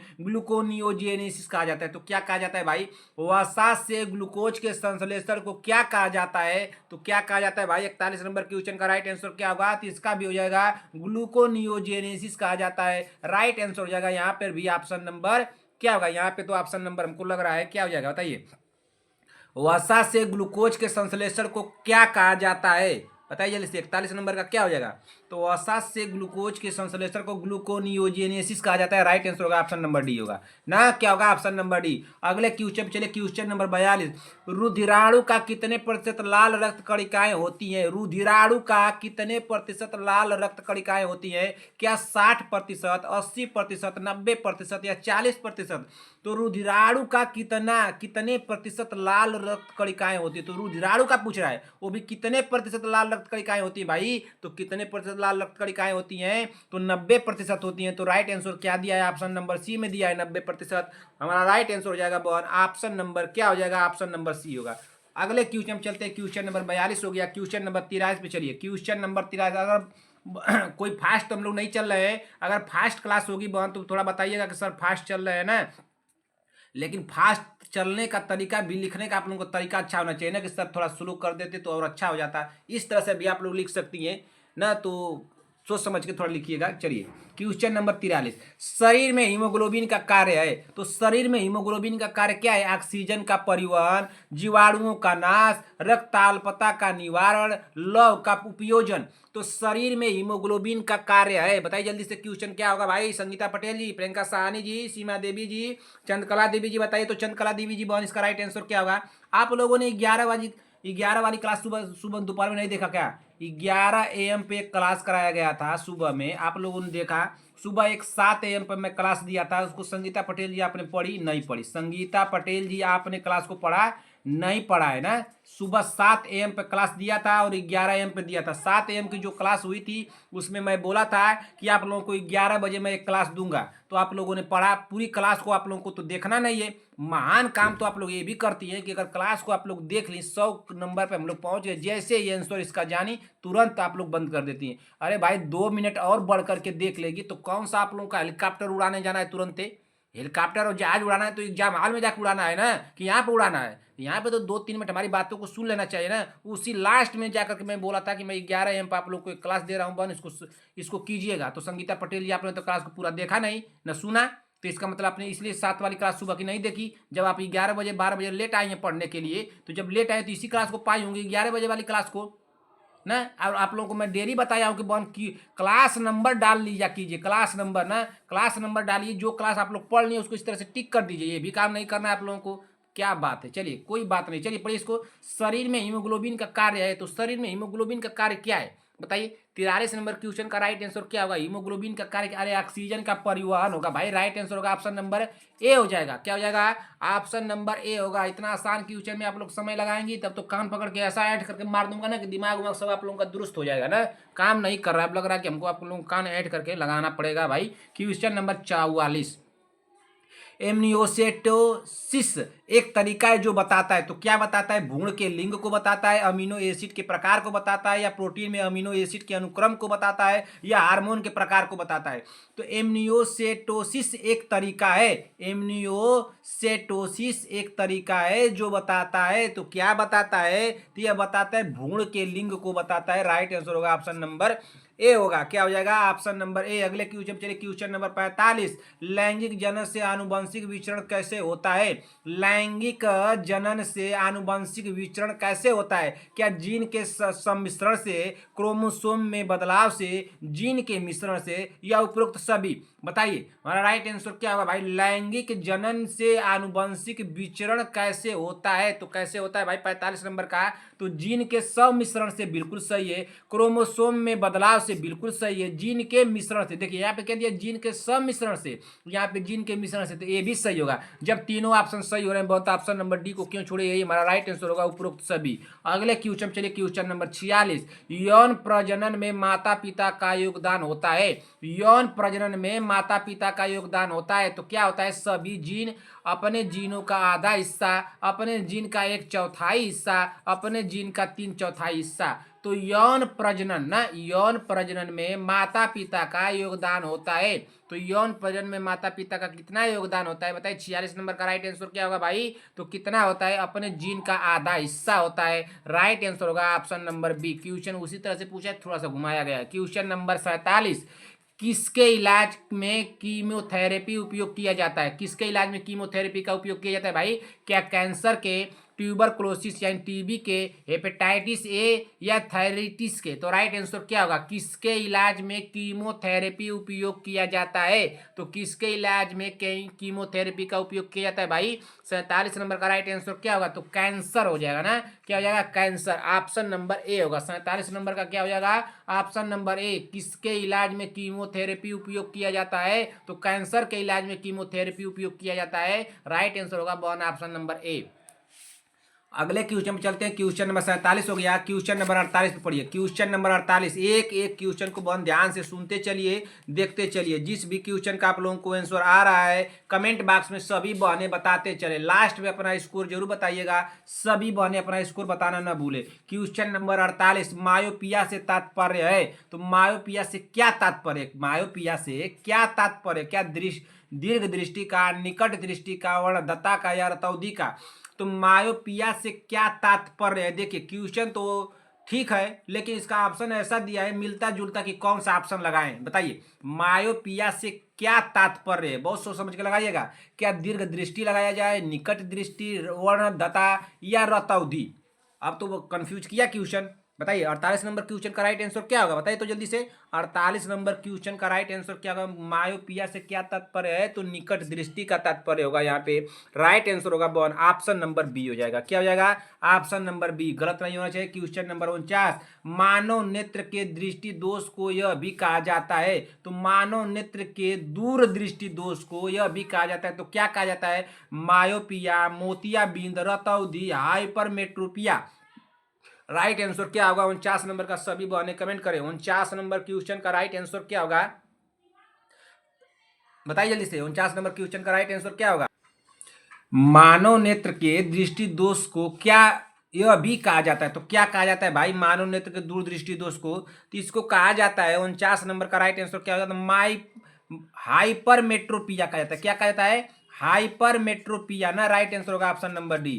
क्या होगा? हाइपरमेट्रोपिया। राइट आंसर होगा option number D. Question number 50, vitamin C है, निकोटीन एसिड है, एस्कॉर्बिक एसिड है, कैल्सीफेरोल है या टोकोफिरोल है? तो राइट आंसर क्या होगा भाई? विटामिन सी है। विटामिन सी क्या है? क्या एक ये क्या है? निकोटीन एसिड होगा? नहीं भाई, ये तो नहीं होगा। निकोटीन एसिड क्या हो जाएगा? कैल्सीफेरोल क्या होगा? टोकोफिरोल क्या होगा? इसको सब लोग कमेंट कीजिए। तो इसका राइट आंसर क्या होगा? 50 नंबर का ऑप्शन नंबर तो बी होगा। स्कॉर्बिक एसिड होगा। क्या हो जाएगा? Ascorbic acid. राइट आंसर होगा ऑप्शन नंबर बी। अगले क्वेश्चन पर चलिए। क्वेश्चन नंबर 51, विटामिन ए का उत्कृष्ट स्रोत है। तो विटामिन ए का उत्कृष्ट स्रोत क्या है? क्या गाजर होगा, सेब होगा, शहद होगा या खट्टे फल होगा? तो विटामिन ए का उत्कृष्ट स्रोत क्या है? तो ऑप्शन नंबर ए होगा, गाजर होगा। अगले क्वेश्चन पर चलिए। क्वेश्चन नंबर 52, कार्बोहाइड्रेट का पाचन होता है क्या? इरेप्सिन द्वारा, स्टियाप्सिन द्वारा या पेप्सिन द्वारा या एमाइलेप्सिन द्वारा? तो किसके द्वारा होता है भाई? कार्बोहाइड्रेट का पाचन होता है। कार्बोहाइड्रेट का पाचन होता है। तो कार्बोहाइड्रेट का पाचन किसके द्वारा होता है? तो कार्बोहाइड्रेट का जो पाचन होता है इमाइलोप्सिन द्वारा होता है। किसके द्वारा होता है? इमाइलोप्सिन द्वारा होता है। राइट आंसर होगा ऑप्शन नंबर डी।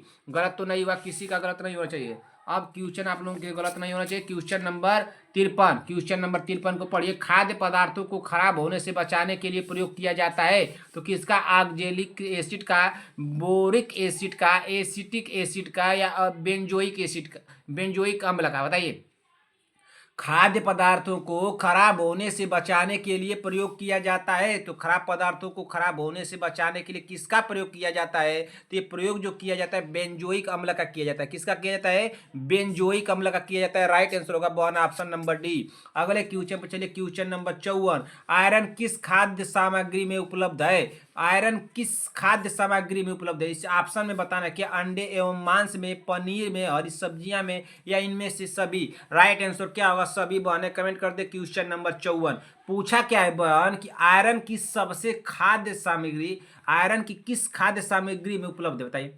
आयरन जो है किस खाद्य सामग्री में उपलब्ध है? तो अंडे और मांस में भी उपलब्ध है, पनीर में उपलब्ध है, हरी सब्जियां में भी उपलब्ध है। तो सब राइट आंसर क्या हो जाएगा? इनमें सभी। राइट आंसर होगा ऑप्शन नंबर डी। सबसे ज्यादा आयरन किस में पाया जाता है भाई? सबसे ज्यादा आयरन किस में पाया जाता है? किस सब्जी में पाया जाता है? बताइए तो। सबसे ज्यादा आयरन किस सब्जी में पाया जाता है? सभी बहने कमेंट करें क्वेश्चन नंबर 54 का होमवर्क डाल के। क्वेश्चन नंबर 55, मानव शरीर में रक्तचाप निम्नलिखित द्वारा नियंत्रित होता है। क्या एंड्रियल ग्लैंड द्वारा, थायराइड ग्लैंड द्वारा, थायमस द्वारा या कार्पल लुटियम द्वारा। तो मानव शरीर में रक्तचाप निम्नलिखित द्वारा नियंत्रित होता है। तो मानव शरीर में रक्तचाप किसके द्वारा नियंत्रित होता है भाई? तो 55 नंबर का राइट आंसर क्या होगा? जल्दी से आप लोग कमेंट कीजिए। 55 नंबर क्वेश्चन का राइट आंसर क्या हो जाएगा? तो एड्रिनल ग्लैंड हो जाएगा। क्या हो जाएगा? एड्रिनल ग्लैंड द्वारा ये क्या होता है? रक्तचाप नियंत्रित होता है। तो राइट आंसर होगा option number A, adrenal gland दिया है ऑप्शन नंबर ए में। क्वेश्चन नंबर 56, इंसुलिन का उपापचय को नियंत्रित करता है। इंसुलिन के उपापचय को कौन नियंत्रित करता है भाई? शर्कराओं से होता है, वसाओं से, प्रोटीन से या लवणों से? तो राइट आंसर क्या होगा? इंसुलिन की उपापचय को नियंत्रित करता है तो शर्कराओं होगा, वसाओं होगा, प्रोटीनों होगा या लवणों होगा। तो राइट आंसर यहाँ पे क्या हो जाएगा 56 नंबर का? तो 56 नंबर का राइट आंसर हो जाएगा शर्कराओं होगा ना। क्या हो जाएगा? शर्करा हो जाएगा, ऑप्शन नंबर ए हो जाएगा। अगले क्वेश्चन पे चलिए, क्वेश्चन नंबर 57, डायबिटीज क्या कारण है? डायबिटीज यानी मधुमेह, मधुमेह मतलब शुगर, इंसुलिन की कमी, पस की कमी, लार की कमी, इनमें से कोई नहीं। बताइए, डायबिटीज मधुमेह का कारण है भाई, यानी शुगर का कारण क्या है? तो इंसुलिन की कमी होगा। क्या ऑप्शन नंबर ए होगा 57 नंबर का? बताइए जल्दी से। अरे भाई इंसुलिन की कमी होगा, इसका कारण क्या है? डायबिटीज का कारण जो है इंसुलिन की कमी होगा ना। मधुमेह का कारण क्या होगा? इंसुलिन की कमी होगा। शुगर का कारण क्या होगा? तो इंसुलिन की कमी होगा। राइट आंसर, कारण पूछ रहा है ना, कारण। तो डायबिटीज का जो कारण है वो इंसुलिन की कमी है। राइट आंसर होगा ऑप्शन नंबर ए। गलत तो नहीं हुआ किसी का गलत नहीं होना चाहिए। अगर आप लोगों को साफ नहीं दिख रहा हो तो अपने मोबाइल की क्वालिटी को बढ़ा लीजिए भाई। मैं पहले ही आप लोगों को बोला हूँ। क्वेश्चन नंबर 58, ICDS का पूर्ण रूप है क्या? Indian child development scheme, internal committee of development scheme, international children development scheme, integrated child development service. Right answer क्या होगा भाई? सभी बहनें कमेंट करें क्वेश्चन नंबर 58 का। क्वेश्चन नंबर 58 का राइट आंसर क्या होगा? सभी बहनें कमेंट कर दें। ICDS का पूर्ण रूप है, तो ICDS का पूर्ण रूप क्या है भाई? तो इसका इंटीग्रेट चाइल्ड डेवलपमेंट सर्विस होगा। राइट आंसर होगा ऑप्शन नंबर डी। क्या हो जाएगा? ऑप्शन नंबर डी होगा। अगले क्वेश्चन चलिए, क्वेश्चन नंबर 59, ट्राइकोमोनल यौन संक्रमण इनमें से किस जीव के कारण होता है? ट्राइकोमोनल यौन संक्रमण इनमें से किस जीव के कारण होता है? तो किस जीव के कारण होता है भाई? प्रोटोजोआ, कवक, ईस्ट यानी खमीर, जीवाणु। तो किसके कारण होता है भाई? ट्राइकोमोनल यौन संक्रमण ना, ट्राइकोमोनल यौन संक्रमण इनमें से किस जीव के कारण होता है? तो किस जीव के कारण होता है भाई? 59 नंबर क्या होगा? तो प्रोटोजोआ हो जाएगा। राइट आंसर होगा वन ऑप्शन नंबर ए। अगले क्वेश्चन पे चलिए, क्वेश्चन नंबर 60, प्रतिरोधकता का अर्थ है। तो प्रतिरोधकता का अर्थ क्या होगा? बताइए। प्रतिरोधकता का अर्थ है तो क्या? रोग प्रतिकारकों तथा एंटीजन की अभिक्रिया, गर्भनाल के एक सिरे से दूसरे सिरे तक माता रोग प्रतिकारकों का स्थानांतरण। ऑप्शन सी दिया एक विशेष रोग के प्रति व्यक्ति के प्रतिरोधकता स्तर। ऑप्शन डी दिया टीकाकरण द्वारा अधिग्रहित प्रतिरोधकता। राइट आंसर क्या होगा भाई? जल्दी से आप लोग कमेंट कीजिए। क्वेश्चन नंबर 60 क्या पूछा है कि प्रतिरोधकता का अर्थ है। तो प्रतिरोधकता का अर्थ क्या होगा भाई? 60 नंबर क्वेश्चन का जल्दी से आप लोग कमेंट कीजिए। तो ये होगा एक विशेष रोग के प्रति व्यक्ति की प्रतिरोधकता होगा, रोधकता स्तर होगा। राइट आंसर होगा ऑप्शन नंबर सी होगा ना। कंफ्यूजन होगा कमेंट कीजिएगा तुरंत। क्वेश्चन नंबर 61, HIV द्वारा संक्रमित रक्त से सबसे ज्यादा प्रभावित कोशिकाएं होती हैं। HIV द्वारा संक्रमित रक्त से सबसे ज्यादा प्रभावित कोशिकाएं होती हैं। क्या CD हेल्पर टी लिम्फोसाइट या B लिम्फोसाइट या CD दामनीकरण टी लिम्फोसाइट या पॉलीफार्म पॉलीमार्फ। राइट आंसर क्या होगा बताइए जल्दी से। HIV द्वारा संक्रमित रक्त से सबसे ज्यादा प्रभावित कोशिका होती है। तो HIV द्वारा संक्रमित रक्त से सबसे ज्यादा जो प्रभावित कोशिका होती है वो कौन सी होती है भाई? सभी बहनें कमेंट कर दें जल्दी से कि आप लोग इसका राइट आंसर क्या होगा 61 नंबर का। अरे भाई इसमें तो हो जाएगा CD हेल्पर टी लिम्फोसाइट होगा, ऑप्शन नंबर ए होगा। अगले क्वेश्चन पर चलिए, क्वेश्चन नंबर 61 हो गया। क्वेश्चन नंबर 62 पे चलते हैं। क्वेश्चन नंबर 62 को पढ़िए भाई। क्वेश्चन नंबर 62 क्या दिया है? घावों की ड्रेसिंग करते हैं, सेप्टिक तकनीकी से करते हैं, मेडिकल आपूर्ति से करते हैं, सेल आपूर्ति से करते हैं, मेडिकल तथा सर्जिकल आपूर्ति से करते हैं। घावों की ड्रेसिंग करते हैं तो घावों की ड्रेसिंग किससे करते हैं भाई? 62 नंबर क्वेश्चन का राइट आंसर क्या हो जाएगा? घावों की ड्रेसिंग करते हैं तो घावों की ड्रेसिंग जो करते हैं सेल आपूर्ति द्वारा करते हैं। राइट आंसर होगा ऑप्शन नंबर सी। अगले क्वेश्चन पर चलते हैं। अगला क्वेश्चन क्या दिया है? क्वेश्चन नंबर 63, पोलियो का टीका बनता है क्या जीवित तनु जीव द्वारा, मृत्यु जीवाणु द्वारा या विषाणु द्वारा, वायवीय जीवाणु द्वारा। तो पोलियो का टीका बनता है, तो पोलियो का टीका किससे बनता है भाई बताइए जल्दी से। पोलियो का टीका बनता है, तो पोलियो का जो टीका बनता है जीवित तनु जीव द्वारा बनता है। राइट आंसर हो जाएगा ऑप्शन नंबर 1। क्वेश्चन तो मैं कराया हूँ, क्वेश्चन तो रिपीटेड लग रहा है। क्वेश्चन नंबर 64, 10 mg की शीशी से 7.5 mg मार्फिन सल्फेट 1 प्रति ml रोगी को दी जाती है। इस औषधि की सही खुराक ml में होनी चाहिए, तो कितना होगा भाई 0.5 ml होगा, 0.85 ml, 0.75 ml या 1.5 ml बताइए। 10 ग्राम जो 10 mg यानी कि 10 माइक्रोग्राम की शीशी में 7 मिलीग्राम हो जाएगा ना, 7 मिलीग्राम में होगा ना। 7.5 ग्राम मार्फिन सल्फेट प्रति 1 ml रोगी को दी जाती है। इस औषधि की सही खुराक ml में होनी चाहिए। तो देखिए भाई सही खुराक ml में कितनी होनी चाहिए पूरा निकाल लीजिएगा आप लोग, नहीं आएगा तो बताइएगा, निकालना बता दूंगा। 64 नंबर का राइट आंसर क्या हो जाएगा, तो 64 नंबर का राइट आंसर हो जाएगा बताइए। अरे 64 नंबर का राइट आंसर क्या होगा, अरे इस तरह से कर लीजिए भाई, इतना आप लोग आसान आसान क्वेश्चन देखिए। 7 पॉइंट कितना दिया है, 7.5 दिया है, ठीक 7.5 mg दिया है, ठीक ना 7.5 mg।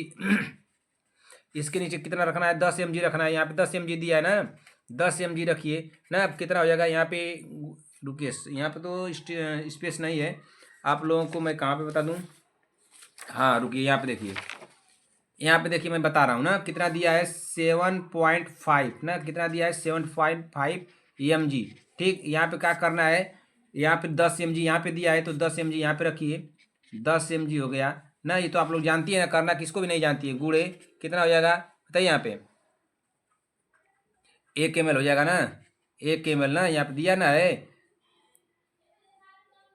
तो देखिए क्या हो जाएगा, इसमें करेंगे हम लोग तो कितना हो जाएगा, तो यह हो जाएगा यहाँ पे 0.75 ml हो जाएगा ना, 0.75 ml होगा बताइए, 0.75 ml होगा। तो 0.75 ml कहाँ दिया है देख लीजिए, यहाँ पे दिया है ऑप्शन नंबर बी में, ये राइट आंसर होगा ऑप्शन नंबर बी ना। इसी तरह से निकाल लीजिएगा, नहीं समझ में आएगा तो कमेंट कीजिएगा। हॉडकिंस कैंसर रोग प्रभावित करता है, हॉडकिंस रोग कैंसर रोग प्रभावित करता है, तो किसके अस्थियों को, वृक्कों को, लिम्फोसाइट्स को या जिगर को। तो हॉडकिंस कैंसर रोग प्रभावित करता है भाई, तो किसको प्रभावित करता है भाई, हमारा राइट आंसर क्या होगा 65 नंबर का, सभी बहने कमेंट कर दें। 65 नंबर क्वेश्चन का राइट आंसर होगा ये जिगर को प्रभावित करता है, राइट आंसर होगा ऑप्शन नंबर डी। देखिए भाई 1 घंटा हो गया, लमसम 1 घंटा 1 मिनट हो गया है, हम लोगों को इसको 1.5 घंटे के अंदर, 1 घंटे 20 मिनट के अंदर खत्म कर देना इस क्लास को। 35 क्वेश्चन लमसम है, इसको खत्म कीजिए 15-20 मिनट के अंदर। एक शोध पूर्व रोगी से सूचीबद्ध सहमति ली जाती है किसे रोकने के लिए, एक शोध पूर्व रोगी से सूचीबद्ध सहमति ली जाती है, तो किसे रोकने के लिए ली जाती है, क्या शैल क्रिया से होने वाली जटिलताओं को रोकने हेतु, होने वाली दिया भाई यहाँ पे होने वाली कर लीजिए, होने वाली जटिलताओं को रोकने हेतु, संक्रमण को रोकने हेतु, किसी पछाड़ गिरावट को रोकने हेतु, कानूनी परिणाम उल्लंघन को रोकने हेतु। राइट आंसर क्या होगा, एक शोध पूर्व रोगी से सूचीबद्ध सहमति ली जाती है, किसे रोकने के लिए सहमति ली जाती है भाई। 66 नंबर का राइट आंसर क्या हो जाएगा, तो 66 नंबर का राइट आंसर हो जाएगा कानूनी परिणाम उल्लंघन को रोकने हेतु, राइट आंसर होगा ऑप्शन नंबर डी।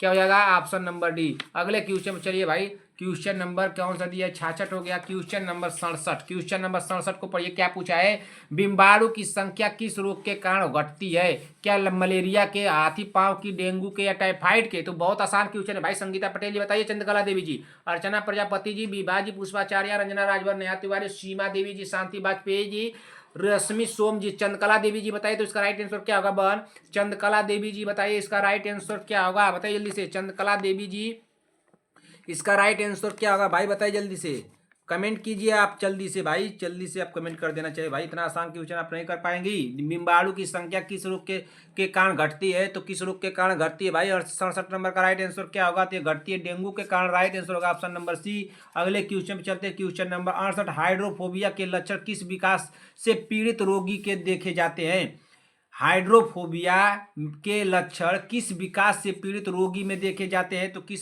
किस विकास के रोगी में देखे जाते हैं, पीड़ित रोगी में देखे जाते हैं भाई, जल्दी से बताइए, जल्दी से बताइए, जल्दी से बताइए, इतना लेट मत कीजिए भाई, आप लोग कमेंट कर देना चाहिए भाई। हाइड्रोफोबिया के लक्षण किस विकास से पीड़ित रोगी में देखे जाते हैं? क्या चींटी के काटने से, या कुत्ते के काटने से, सांप के डसने के कारण, या मच्छर के काटने से? बताइए इसमें राइट आंसर क्या होगा, आप लोग बताइए तो। हाइड्रोफोबिया का जो लक्षण देखने को मिलता है वो किस में देखने को मिलता है, किस पीड़ित किस रोगी को देखने को मिलता है? क्या चींटी के काटने से होगा? चींटी के काटने से कैसे होगा भाई? सांप के डसने के कारण नहीं भाई, मच्छर के काटने से। अच्छा, मच्छर के काटने से या कुत्ते के काटने से? बताइए आप लोग, मच्छर के काटने से होगा या कुत्ते के काटने से होगा? 68 नंबर का राइट आंसर क्या होगा भाई? अरे भाई 68 नंबर का कुत्ते के काटने से होगा। क्या होगा? कुत्ते के काटने से। राइट आंसर क्या हो जाएगा? ऑप्शन नंबर बी होगा। क्या हो जाएगा? Option number B. अगले क्वेश्चन पे चलते हैं, क्वेश्चन नंबर 69 यानी 69। क्या दिया? सिस्टाइटिस इनमें से किस अंग में सूजन से उत्पन्न होता है? सिस्टाइटिस इनमें से किस अंग में सूजन से उत्पन्न होता है? तो क्या पित्ताशय में सूजन आ जाएगा, सिस्ट में, मूत्राशय में, या जिगर में? तो किस में सूजन आ जाता है भाई? मैं क्वेश्चन बताया हूं इसको।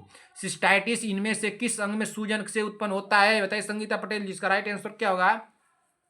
अरे भाई सिस्टाइटिस दिया है तो इसका राइट आंसर क्या हो सकता है बताइए? तो इसका राइट आंसर तो हमको लग रहा है, बताइए, मूत्राशय होगा क्या? 69 नंबर का राइट आंसर क्या होगा? अरे भाई मूत्राशय होगा, ऑप्शन नंबर बी होगा। गलत तो नहीं हुआ, गलत नहीं होना चाहिए। क्वेश्चन नंबर 10-70 को कीजिए। एक वयस्क को कितने एमजी कैल्शियम की रोजाना आवश्यकता होती है? क्या 40 से 50 एमजी की, 4.0 से लेके 5.0 एमजी, 400 से 500 एमजी, 4000 से 5000 एमजी? तो एक वयस्क को कितने एमजी कैल्शियम की रोजाना आवश्यकता होती है? क्वेश्चन को दोबारा से पढ़िए बहन। एक वयस्क को कितने एमजी कैल्शियम की रोजाना आवश्यकता होती है? तो एक वयस्क को कितनी होती है रोजाना कैल्शियम की आवश्यकता? तो उसको होती है 400 से 500 एमजी। राइट आंसर हो जाएगा बहन ऑप्शन नंबर सी। अगले क्वेश्चन चलिए, क्वेश्चन नंबर 71। रोगी को फाउलर की स्थिति में रखने हेतु बेड के सिराने को कितने कोण तक ऊपर उठाना चाहिए? तो कितने कोण तक ऊपर उठाना चाहिए भाई? क्या 350 कोण, 60 कोण, 150 कोण, या 450 कोण? राइट आंसर क्या होगा? 71 नंबर का राइट आंसर होगा 450 कोण तक उठाना चाहिए, डी होगा। रोगी को फाउलर की स्थिति में रखने हेतु बेड के सिराने को कितने कोण तक ऊपर उठाना चाहिए? तो 450 कोण तक ऊपर उठाना चाहिए। राइट आंसर हो जाएगा ऑप्शन नंबर डी। अगले क्वेश्चन पे चलते हैं, क्वेश्चन नंबर 71 हो गया, 72 पे चलते हैं भाई। क्वेश्चन नंबर 72 पढ़िए। क्वेश्चन नंबर 72 क्या दिया? मानव त्वचा बिना छाले पड़े अधिकतम कितना तापमान सह सकता है? क्वेश्चन तो रिपीटेड है कि मैं कराया हूं, बताइए। मानव त्वचा बिना छाले पड़े अधिकतम कितना तापमान सह सकता है? तो कितना तापमान सह सकता है? क्या 45 degree Celsius, 80 degree Celsius, 60 degree Celsius, या इनमें से कोई नहीं? तो हमारा राइट आंसर क्या हो जाएगा? 72 नंबर का। जल्दी से आप लोग कमेंट कीजिए। तो 45 डिग्री सेल्सियस बिना, मानव त्वचा बिना छाले पड़े अधिकतम कितना तापमान सह सकता है? तो सह सकता है 45 डिग्री सेल्सियस। राइट आंसर हो जाएगा ऑप्शन नंबर ए। क्या हो जाएगा? Option number A. अगले क्वेश्चन चलिए, क्वेश्चन नंबर 73। रोगी में संक्रमण के खतरे को कम करने हेतु शरीर के भीतर प्रविष्ट कैथेटर के साथ और कौन सी चिकित्सीय उपाय, नर्सिंग उपचार हस्तक्षेप के अंतर्गत करनी चाहिए? क्या नलिका मुख के चारों और क्षेत्र की सफाई, कैथेटर अपवाह बैग के कम से कम रोजाना खाली करना चाहिए, कैथेटर ट्यूब बैग को हर 48 घंटे में बदलना चाहिए? ये तो हर 48 घंटे में कैसे होगा बदलना चाहिए भाई? रोगी को प्रतिदिन 1200 से 1500 ml द्रव पानी लेने के लिए कहना चाहिए। इसमें राइट आंसर क्या होगा भाई? 73 नंबर का सभी बहने कमेंट कर दें। इसका राइट आंसर होगा ऑप्शन नंबर ए हो जाएगा। नलिका मुख चारों ओर क्षेत्र की सफाई होगा ना, नलिका मुख के चारों ओर के क्षेत्र की सफाई, ना चारों ओर के क्षेत्र की सफाई होगा। राइट आंसर होगा ऑप्शन नंबर ए। अगले क्वेश्चन चलिए, क्वेश्चन नंबर 74। स्पंद सर्प स्पंश का प्रभाव शरीर के किस अंग पर सबसे पहले होता है? सर्पदंश का प्रभाव शरीर के किस अंग पर सबसे पहले होता है? तो किस अंग पर सबसे पहले होता है? क्या नाड़ी मंडल पर, मस्तिष्क पर, तंत्रिका पर, या फेफड़ों पर? तो सर्पदंश का प्रभाव शरीर के किस अंग पर सबसे पहले होता है ना? 74 नंबर का क्या हो जाएगा भाई? तो किस पे होता है? तो ये होता है बहन तंत्रिका तंत्र पे होता है ना। किस पे होता है? तंत्रिका तंत्र पे होता है। राइट आंसर होगा ऑप्शन नंबर सी। अगले क्वेश्चन पे चलिए, क्वेश्चन नंबर 75। इंसुलिन का इंजेक्शन देते हैं त्वचा के नीचे अधस्त्वची रूप से, या अंतःप्रवासिकी से, या पेशी से? तो इंसुलिन का इंजेक्शन देते हैं, तो इंसुलिन का इंजेक्शन कहाँ देते हैं बताइए जल्दी से? तो ये देते हैं अधस्त्वची रूप के रूप से देते हैं। किससे? अधस्वचीय रूप से देते हैं। राइट आंसर हो जाएगा यहाँ पे ऑप्शन नंबर बी होगा। क्या हो जाएगा? ऑप्शन नंबर बी ना। इसको राइट आंसर क्या हो जाएगा? ऑप्शन नंबर बी होगा यहाँ पे। ठीक, इस बात को ध्यान दीजिएगा। इंसुलिन का इंजेक्शन देते हैं, ठीक, अधस्वचीय रूप से देते हैं। राइट आंसर हुआ है ऑप्शन नंबर बी। अगले क्वेश्चन चलिए, क्वेश्चन नंबर भाई रुक जाइए, क्वेश्चन नंबर 75 हो गया। क्वेश्चन नंबर 76 पे चलिए। क्वेश्चन नंबर 76 पे चलिए। क्या दिया है क्वेश्चन नंबर 76? एक बोतल से एक औंस ग्लास के तरल औषधि उड़ेलते समय बोतल के लेबल को क्या करना चाहिए? हाथ के विपरीत दिशा में रखा जाता है, दाईं दिशा में रखा जाता है, बाईं तरफ रखा जाता है, या किसी भी तरफ रख सकते हैं। तो एक बोतल के एक औंस ग्लास के तरल औषधि उड़ेलते समय बोतल के लेबल को, तो बोतल के लेबल को कैसे रखना चाहिए भाई? तो ये हाथों के विपरीत दिशा में रखा जाता है ना। राइट आंसर होगा यहाँ पे ऑप्शन नंबर ए। अगले क्वेश्चन पे चलिए। क्वेश्चन नंबर 77, अचेत रोगियों के नेत्रों पर पट्टियां किसको रोकने के लिए लगाई जाती हैं? अचेत रोगियों के नेत्रों पर पट्टियां किसको रोकने के लिए लगाई जाती है? क्या आंखों को सूक्ष्म होने से रोकने हेतु, आंखों को झपकाने से रोकने हेतु, कर्निया के अल्सर को रोकने हेतु, या नेत्रों की गति को रोकने हेतु? तो अचेत रोगियों के नेत्रों पर पट्टियां किसको रोकने के लिए लगाई जाती हैं? तो किसको रोकने के लिए लगाई जाती है भाई? 77 नंबर का राइट आंसर क्या हो जाएगा? तो आंखों की सूक्ष्म होने से रोकने हेतु लगाई जाती हैं। राइट आंसर होगा वन ऑप्शन नंबर ए। अगले क्वेश्चन पर चलिए। क्या दिया है? क्वेश्चन नंबर 78 ना। क्वेश्चन नंबर 78 को पढ़िए। मनुष्य के शरीर की सबसे छोटी ग्रंथि लीवर होगी, थायराइड्स होगी, पिट्यूटरी होगी, या लार ग्रंथि होगी? यह तो क्वेश्चन आप लोगों से होमवर्क में पूछ चुका हूं पहले। मनुष्य के शरीर की सबसे छोटी ग्रंथि, तो मनुष्य के शरीर की सबसे छोटी ग्रंथि कौन सी है भाई? तो पिट्यूटरी ग्रंथि है। राइट आंसर होगा ऑप्शन नंबर सी। अगले क्वेश्चन चलिए। क्वेश्चन नंबर 79 यानी 79, मस्तिष्क के किस भाग में शरीर का ताप को नियंत्रित करने का केंद्र होता है? मस्तिष्क के किस भाग में शरीर के ताप को नियंत्रण करने का केंद्र होता है? क्या अग्र मस्तिष्क को, अनुमस्तिष्क को, प्रमस्तिष्क को, हाइपोथैलेमस को? राइट आंसर क्या होगा बताइए तो?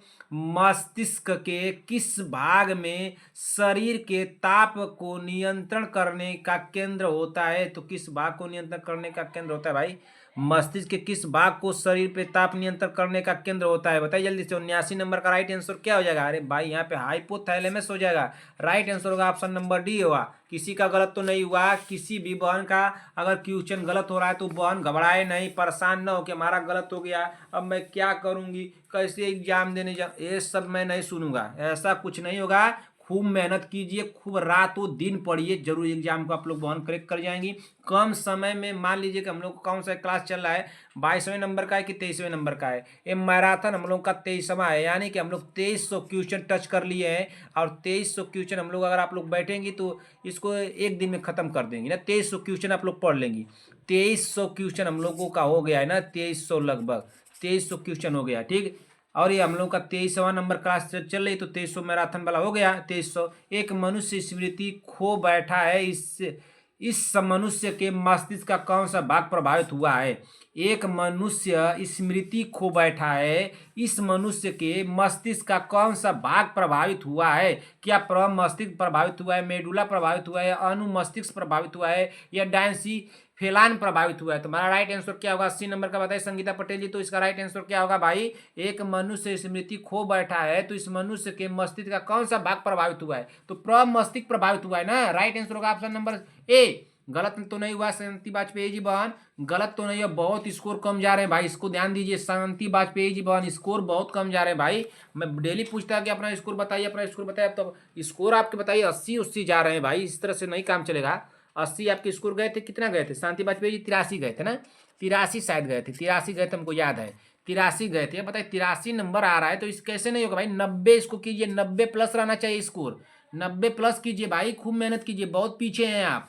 न्यूरॉन्स की कोशिकाओं की संख्या सबसे अधिक होती है? न्यूरॉन्स की कोशिकाओं की संख्या सबसे अधिक होती है क्या मस्तिष्क में, रेटिना में, जीभ में या हृदय में? तो न्यूरॉन्स की कोशिकाओं की संख्या सबसे अधिक किसमें होती है? तो न्यूरॉन्स की कोशिकाओं की संख्या जो सबसे अधिक होती है मस्तिष्क में होती है। राइट आंसर होगा वन, ऑप्शन नंबर ए होगा। अगले क्वेश्चन पे चलिए, क्वेश्चन नंबर 82। आंखों की दृष्टि पटल पर बनने वाला प्रतिबिंब वास्तविक एवं उल्टा बनता है, सीधा एवं वास्तविक बनता है, आभासी एवं सीधा, परिवर्धित एवं वास्तविक बनता है? बताइए। आंखों के दृष्टिपटल पर बनने वाला प्रतिबिंब कैसा बनता है? आंखों के दृष्टिपटल पर बनने वाला प्रतिबिंब है, तो आंखों के दृष्टिपटल पर बनने वाला प्रतिबिंब कौन सा प्रतिबिंब है भाई? बताइए जल्दी से। 82 नंबर क्वेश्चन का राइट आंसर क्या होगा? तो वास्तविक एवं उल्टा। क्या है? वास्तविक एवं उल्टा। राइट आंसर होगा ऑप्शन नंबर 82 का ऑप्शन नंबर ए हो जाएगा ना। आंखों के दृष्टिपटल पर बनने वाला प्रतिबिंब, आंखों के दृष्टिपटल पर बनने वाला प्रतिबिंब वास्तविक एवं उल्टा। तुरंत याद कीजिए बहन, राइट आंसर हुआ ऑप्शन नंबर ए। दोबारा पढ़ने की क्या जरूरत है, एक बार पढ़िए ब्रेन में सेव हो जाएगा। जल्दी से रिवीजन मार दीजिएगा, किसी दिन हो जाएगा। सेरिब्रम किससे संबंधित है? क्या यकृत से, हृदय से, मस्तिष्क से या नाड़ी से? तो सेरिब्रम किससे संबंधित है भाई? तो सेरिब्रम जो संबंधित है बहन मस्तिष्क से संबंधित है। राइट आंसर होगा ऑप्शन नंबर सी। सेरिब्रम जो है मस्तिष्क से संबंधित है, तो सेरिब्रम किससे संबंधित है? ऑप्शन दिया यकृत, हृदय, मस्तिष्क, नाड़ी। तो सेरिब्रम जो मस्तिष्क से संबंधित है, तुम्हारा राइट आंसर क्या होगा? ऑप्शन नंबर सी है ना होगा जी। किसी का गलत तो नहीं हुआ, किसी भी बहन का आप गलत नहीं होना चाहिए भाई। ह्यूमरस हड्डी स्थित है, तो ह्यूमरस हड्डी कहाँ स्थित होती है? क्या ऊपरी ऊपरी लिम्ब में, निचले लिम्ब में, पीठ में या इनमें से कोई नहीं? तो बताइए जल्दी से।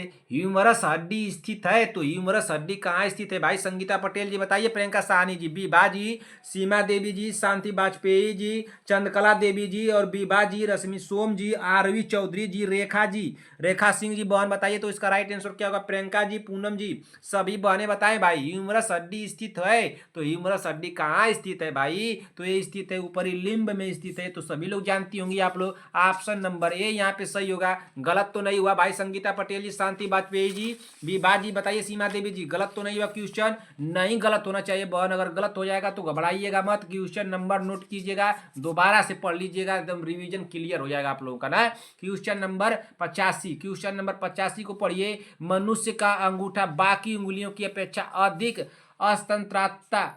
स्वतंत्रता से गति करता है, क्योंकि इसे उपस्थित होता है, इसमें उपस्थित होता है। तो इसमें क्या उपस्थित होता है? क्या दुराग्रह संधि या ग्लाइडिंग संधि या हिंज संधि या सैंडल संधि? तो कौन सा इसमें क्या उपस्थित होता है भाई? बताइए। मनुष्य का अंगूठा बाकी अंगुलियों की अपेक्षा अधिक स्वतंत्रता से गति करता है, क्योंकि इसमें उपस्थित होता है। तो इसमें क्या उपस्थित होता है बहन? तो इसमें उपस्थित जो होता है सैंडल संधि उपस्थित होता है। राइट आंसर होगा ऑप्शन नंबर डी। क्वेश्चन को दोबारा से पढ़िए, 85 नंबर क्वेश्चन को दोबारा से पढ़ा जाए। मनुष्य का अंगूठा बाकी उंगलियों की अपेक्षा अधिक स्वतंत्रता से गति करता है, क्योंकि इसमें उपस्थित होती है। तो इसमें क्या उपस्थित होती है? तो सैंडल संधि उपस्थित होती है। राइट आंसर हुआ है वन, ऑप्शन नंबर डी। अगले क्वेश्चन चलिए, क्वेश्चन नंबर 86। क्वेश्चन नंबर 86 को पढ़िए। प्रत्यस्थ इलास्टिक ऊतक टिश्यू जो हड्डियों को एक साथ पकड़े रहते हैं उन्हें कहते हैं? प्रत्यस्थ इलास्टिक ऊतक टिश्यू जो हड्डियों को एक साथ पकड़े रहते हैं उन्हें कहते हैं। तो उन्हें क्या कहते हैं? क्या स्नायु कहते हैं, तमन्यु तंतुमय ऊतक कहते हैं, या फाइब्रिन कहते हैं, या मांसपेशी ऊतक कहते हैं? तो उसको क्या कहते हैं भाई? बताइए। उसको क्या कहते हैं? प्रत्यस्थ ऊतक जो हड्डियों को एक साथ पकड़े रहते हैं उन्हें कहते हैं। तो उन्हें क्या कहते हैं भाई? तो उनको कहते हैं स्नायु कहते हैं। क्या कहते हैं? स्नायु कहते हैं। राइट आंसर हो जाएगा यहाँ पे ऑप्शन नंबर ए। अगले क्वेश्चन चलिए, क्वेश्चन नंबर 87। नवजात शिशु में कितनी हड्डियां होती हैं? क्या 206 होती हैं, 230 होती हैं, 280 होती हैं या 300 होती हैं? बताइए। नवजात शिशु में कितनी हड्डियां होती हैं? 87 नंबर का राइट आंसर क्या होगा? तो नवजात शिशु में तो 300 हड्डियां होती हैं। राइट आंसर होगा ऑप्शन नंबर डी। ये तो आ जाएगा आप लोगों को ना। चिंता विकार ग्रस्त व्यक्ति में सभी निम्नलिखित लक्षण होंगे सिवाय की। सिवाय शब्द को ध्यान दीजिएगा बहन। अगर क्वेश्चन में सिवाय शब्द आ जाए, को छोड़कर आ जाए, नहीं शब्द आ जाए, उपरोक्त सभी शब्द आ जाए, गलत शब्द आ जाए, इस तरह से अगर क्वेश्चन में आता है तो आप लोग क्वेश्चन को ध्यान से पढ़िएगा। क्वेश्चन क्या पूछा है? चिंता विकार ग्रस्त व्यक्ति में सभी निम्नलिखित लक्षण होंगे सिवाय क्या बढ़ी हुई हृदय गति, तेज से सांस लेना, नींद में वृद्धि, बेचैनी। तो राइट आंसर क्या हो जाएगा 88 नंबर का। बहुत ही आसान क्वेश्चन है, आप लोग बताइए। तो जब चिंता विकार है, चिंता से कोई ग्रसित व्यक्ति है, चिंता कर रहा है कोई व्यक्ति, तो उसके कौन से लक्षण दिखाई देंगे ना, कौन से लक्षण दिखाई देंगे सिवाय, तो कौन से लक्षण पहले देखिए कौन से दिखाई। बढ़ी हुई हृदय गति, अगर कोई चिंता करेगा, कोई चिंता से ग्रसित रहेगा व्यक्ति, तो उसको बढ़ी हुई हृदय गति होगी कि नहीं होगी, बिल्कुल होगी। तेजी से सांस लेना, ये भी हो सकता है। बेचैनियां भी होगा। लेकिन नींद में वृद्धि, अरे भाई कोई चिंतित रहेगा व्यक्ति तो नींद में उसकी वृद्धि हो जाएगी, हमको तो नहीं लग रहा कि वृद्धि हो गई, ये तो यही नहीं होगा। यही पूछा है, ये सभी हो रहे हैं लेकिन यही नहीं हो रहा, तो सबको गलत काटिए और राइट आंसर लगाइए ऑप्शन नंबर सी। गलत तो नहीं हुआ संगीता पटेल जी, शांति वाजपेयी जी, विभाजी, सीमा देवी जी बताइए, चंद्रकला देवी जी, गलत तो नहीं हुआ बहन, गलत नहीं होना चाहिए। अपना स्कोर चंद्रकला देवी जी बताइए, आप अपना स्कोर बताइएगा हमको। एक अवस्था जिसमें व्यक्ति की मजबूत भावनाएं होती हैं और अनियंत्रित तरीके से व्यवहार करता है, उसे कहा जाता है, क्या कहा जाता है, क्या तनाव कहा जाता है, कोरिया कहा जाता है, हिस्टीरिया कहा जाता है, ये उपरोक्त सभी बताइए। एक अवस्था जिसमें व्यक्ति की मजबूत भावनाएं होती हैं, एक अवस्था जिसमें व्यक्ति की मजबूत भावनाएं होती हैं और अनियंत्रित तरीके से व्यवहार करता है, उसे कहा जाता है। तो उसे क्या कहा जाता है भाई, 89 नंबर क्वेश्चन का राइट आंसर क्या होगा, उसको क्या कहा जाता है, तो उसको हिस्टीरिया कहा जाता है। क्या कहा जाता है, हिस्टीरिया। राइट आंसर होगा ऑप्शन नंबर बी। क्वेश्चन को दोबारा से पढ़ा जाए, एक अवस्था जिसमें व्यक्ति की मजबूत भावनाएं होती हैं, इतना क्लियर हुआ। एक अवस्था जिसमें व्यक्ति की मजबूत भावनाएं होती हैं और अनियंत्रित तरीके से व्यवहार करता है, मतलब बिना नियंत्रित तरीके से अनियंत्रित तरीके से व्यवहार करता है, उसे कहा जाता है। तो उसे क्या कहा जाता है, उसे हिस्टीरिया कहा जाता है। राइट आंसर होगा ऑप्शन नंबर बी। गलत तो नहीं हुआ, गलत तो नहीं हुआ। जिसका गलत हुआ ना, अब कान पकड़ के आप लोगों को मारेंगे। अब ऐसे काम नहीं चलेगा भाई, लंगलता आप लोगों को तो नहीं खिलाएंगे। अब सोच लीजिए, आप लोग इस तरह से क्वेश्चन गलत करेंगे, जिसका 90 से कम नंबर आया, जिसका 90 क्वेश्चन से कम नंबर आया, उसको भाई लंगलता हम नहीं खिलाएंगे, बात जान लीजिए आप लोग। खाना है, फुल्की पानी भी आप लोग को खिलाएंगे, पानी पूरी भी आप लोग को खिलाएंगे, जो कहेंगे आप लोगों को खिलाएंगे, लेकिन 90 से प्लस आप लोग स्कोर लेके आइए। जो 90 से प्लस स्कोर लेके आएगा भाई, उसको तो भाई टाफी भी मिलेगी, लौंगलता भी मिलेगा, और क्या दिया जाएगा भाई, उसको गाजर का हलवा भी खिलाएंगे, बहुत कुछ खिलाएंगे, गुंजिया भी खिलाएंगे, बहुत कुछ खिलाएंगे। बस आप लोग 90 प्लस लेकर आइए और हमसे इनाम जीतिए। और जो खाने का मन करे वो कहिए, सर ये खिलाइए, वो खिलाइए। मैं आप लोग, कोई कहेगा सर गाजर का हलवा, तुरंत गाजर का हलवा यहाँ से लिख देंगे कि गाजर का हलवा, तो यहाँ से गाजर का हलवा लिख देंगे तो हो जाएगा ना। अब कोई कहेगा सर लौंग लता खिलाइए, तो यहीं पे लिख देंगे लौंग लता, लौंग लता लिख देंगे तो लौंग लता आप लोग खा लेंगी। कोई कहेगा सर टाफी, तो यहाँ पे लिख देंगे टाफी, तो आप लोग टाफी खा लेंगी। तो जिसको भाई खाना है तो वो 90 प्लस नंबर लेकर आए और मुझसे खाए। आप लोग कहेंगे सर लिख करके आप बताएंगे तो हम लोग खाएंगे, तो आप लोग तो लिख ही करके हमको कमेंट में करती हैं, लिख करके करती हैं कि रियल में हमको लेकर के आइए नंबर वन, रियल में लेकर आइए। कब लेकर आना है, एग्जाम हाल में, एग्जाम में लेकर के 90 प्लस लेकर नंबर आइए और रियल में हम सिखाइए भाई। झूठे मुठे का आप लोग इस तरह से लिख करके बताएंगे तो हम लिख ही करके ना खिलाएंगे। बताइए, ये तो सोचने वाली समझने वाली बात है, एकदम नॉर्मल सी बात है कि अगर आप लोग लिखेंगे कि सर मेरा 90-92 नंबर आया है, तो आप लोगों को 1-2 लंगलता दिया जाएगा, तो हम लिख देंगे लंगलता खा लीजिए। तब आप तो लंगलता यहाँ पे लिख देंगे। अगर आप लोग एग्जाम में लेकर के रिजल्ट लेकर के नौकरी लेकर के आएंगे, तब तो रियल में लेकर आइए, नौकरी पाइए ना, तो रियल में खिलाएंगे। अब आप लोग सोचिए भाई क्या करना है। और जिसका इसमें भाई कम हुआ तो उसका कान ऐंठ करके ना हम तो ऐसा चाटा लगाएंगे कि दिमाग उमाग सब दुरुस्त हो जाएगा आप लोगों का। अच्छा, क्वेश्चन नंबर 90 को पढ़िए बहन। किस काल में HIV प्लस वी रोगी सबसे संक्रमण अवस्था में रहता है? किस काल में HIV प्लस वी रोगी सबसे संक्रमण अवस्था में रहता है? क्या विंडो पीरियड्स, उपनैदानिक काल, रोगी विकास अवस्था, संक्रमण काल? राइट आंसर क्या हुआ? इसके बारे में मैं बताया था क्या? HIV के बारे में कभी बताया था क्या डिटेल में? इसकी कितनी अवस्थाएं होती हैं, कब क्या होता है, कब पसीना उसीना रात में आने लगता है, कब शरीर का हेल्थ तेजी से 10% कितना हिस्सा गिरने लगता है, क्या इस तरह की इसके बारे में बताया हूँ संगीता पटेल जी बहन? हमको थोड़ा बहुत याद आ रहा है। अगर आप लोगों को ऐसा लगे कि नहीं सर नहीं बताए हैं तो आप हम लोग कमेंट कीजिएगा, मैं दोबारा से कोशिश करूंगा कि आप लोगों को बता दूं। लेकिन मैं हमको लग रहा है कि मैं आप लोगों को इसके बारे में बताया था, जिसमें नहीं बताया था कि तेजी का स्वास्थ्य का 10% हिस्सा कितना बहुत तेजी से गिरने लगता है और रात में पसीना होने लगता है, ऐसा कुछ आप लोगों को बताया था। बताइए 90 नंबर का राइट आंसर क्या होगा? बताइए आप लोग 90 नंबर का राइट आंसर क्या होगा भाई? यहाँ विंडो पीरियड हो जाएगा। राइट आंसर हो जाएगा ऑप्शन नंबर ए। अगले क्वेश्चन चलिए, क्वेश्चन नंबर 91। पूर्णवरांधता, नेफ्राइटिस आदि वंशांगता बीमारी गुण है। बताइए जल्दी से, बीमारी गुण है, जल्दी से आप लोग बताइए क्या है भाई, जल्दी से आप लोग कमेंट कीजिए, बताइए इसका राइट आंसर क्या होगा, बताइए जल्दी से इसका राइट आंसर क्या होगा। पूर्णांधता, नेफ्राइटिस आदि वंशांगत बीमारी गुण है। क्या यक्ष लग्न का, यक्ष लग्न का, यक्ष वाई लग्न का, वाई लग्न का राइट आंसर क्या होगा भाई।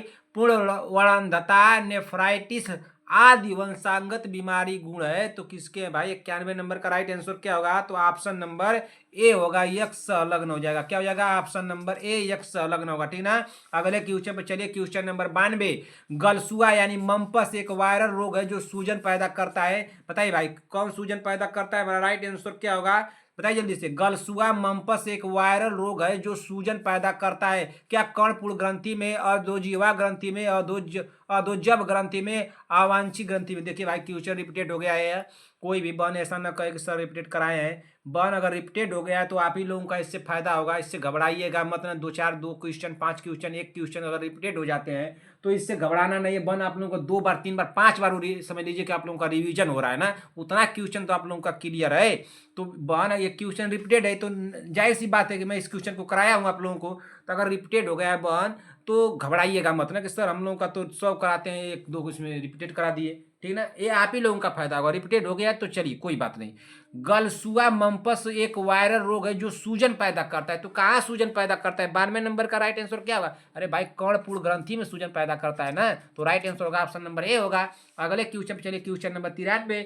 एक रोगी जो लंबी बीमारी से पीड़ित है और प्रतिजीवी अवस्था पर है उसके आहार में प्रोबायोटिक्स लेने की सलाह दी जाती है। तो ये प्रोबायोटिक्स पूरक जिनमें आवश्यक मात्रा में प्रोटीन होते हैं, विटामिन होते हैं, या लैक्टोबैक्सिलस जीवाणु होते हैं, या विद्युतीय अपघट्य होते हैं। तो क्या होते हैं भाई, 93 नंबर क्वेश्चन का राइट आंसर क्या होगा, बताइए संगीता पटेल जी। क्वेश्चन को दोबारा से पढ़िए, शांति वाजपेयी जी क्वेश्चन को दोबारा से पढ़िए, सीमा देवी जी, विभा जी, सभी लोग, चंद्रकला देवी जी क्वेश्चन को ध्यान से पढ़िए, क्वेश्चन गलत हो सकता है आप लोगों से।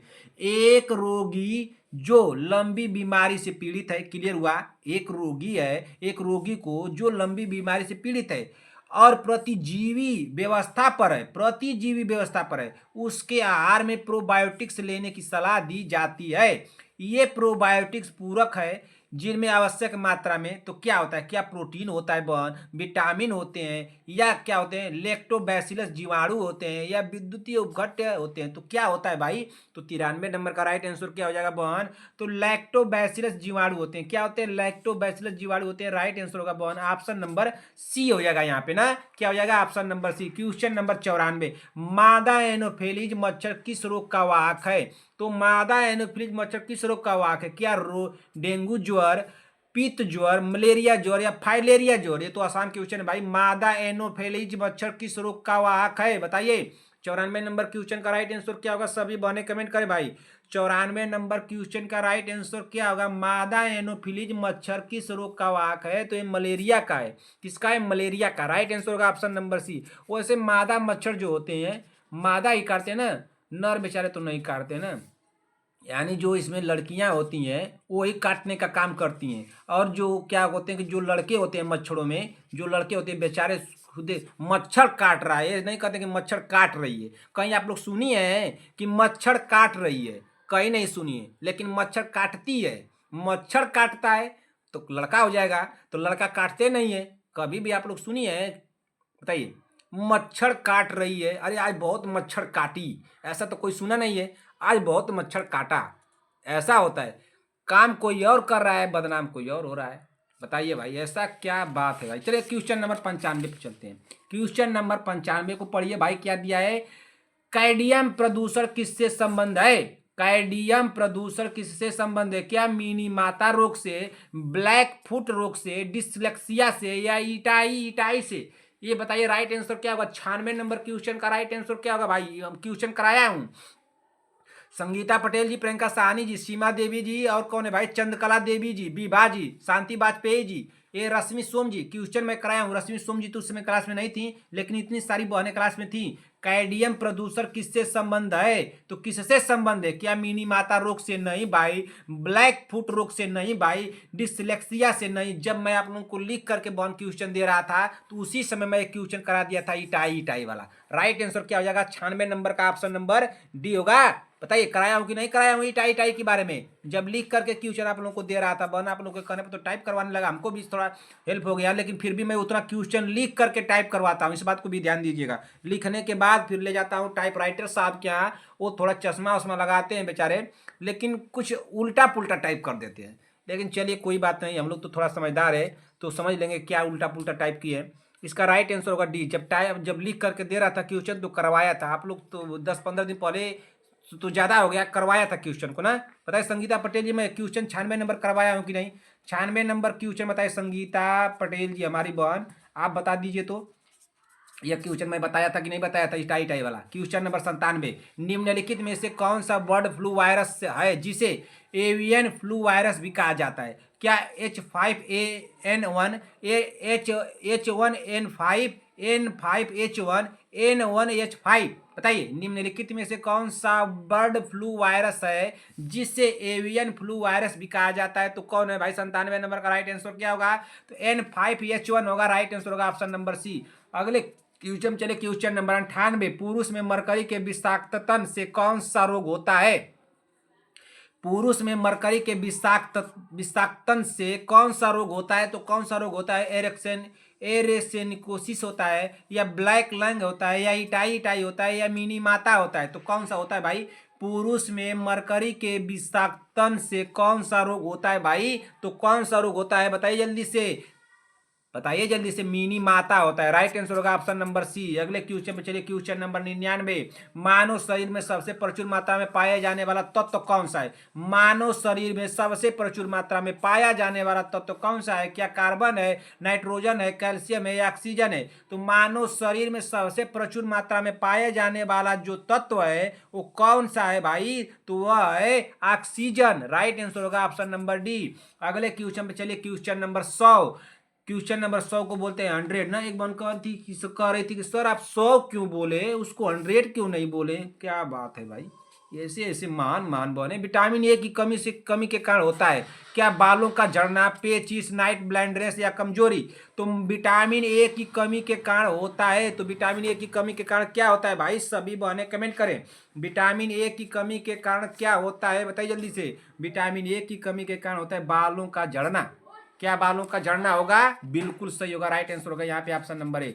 100 क्वेश्चन हो गया बहन, यहीं पे क्लास को समाप्त किया जाता है। जिसको जाना है वो जा सकती है, जिसको हमारी बात को सुनना है सुन ले। थोड़ा 1-2 मिनट का समय लेकर के सुन लीजिए। चलिए, अब क्लास बहुत लंबी हो गई आज, तो नोटिफिकेशन आप लोग को लेट गया होगा बहन। आज लाइट नहीं थी हमारे यहाँ ना, दिक्कत हो गई ना। आज हमारे यहाँ बिजली नहीं थी, लाइट नहीं थी ना। समाप्त करते हैं यहीं पे। लाइट नहीं थी इसलिए आप लोगों को थोड़ा नोटिफिकेशन लेट गया होगा, तो इससे किसी भी बहन को घबराना नहीं है, ठीक ना। खूब मेहनत से ईमानदारी से पढ़िए। कितने क्वेश्चन हम लोग किए हैं बहन?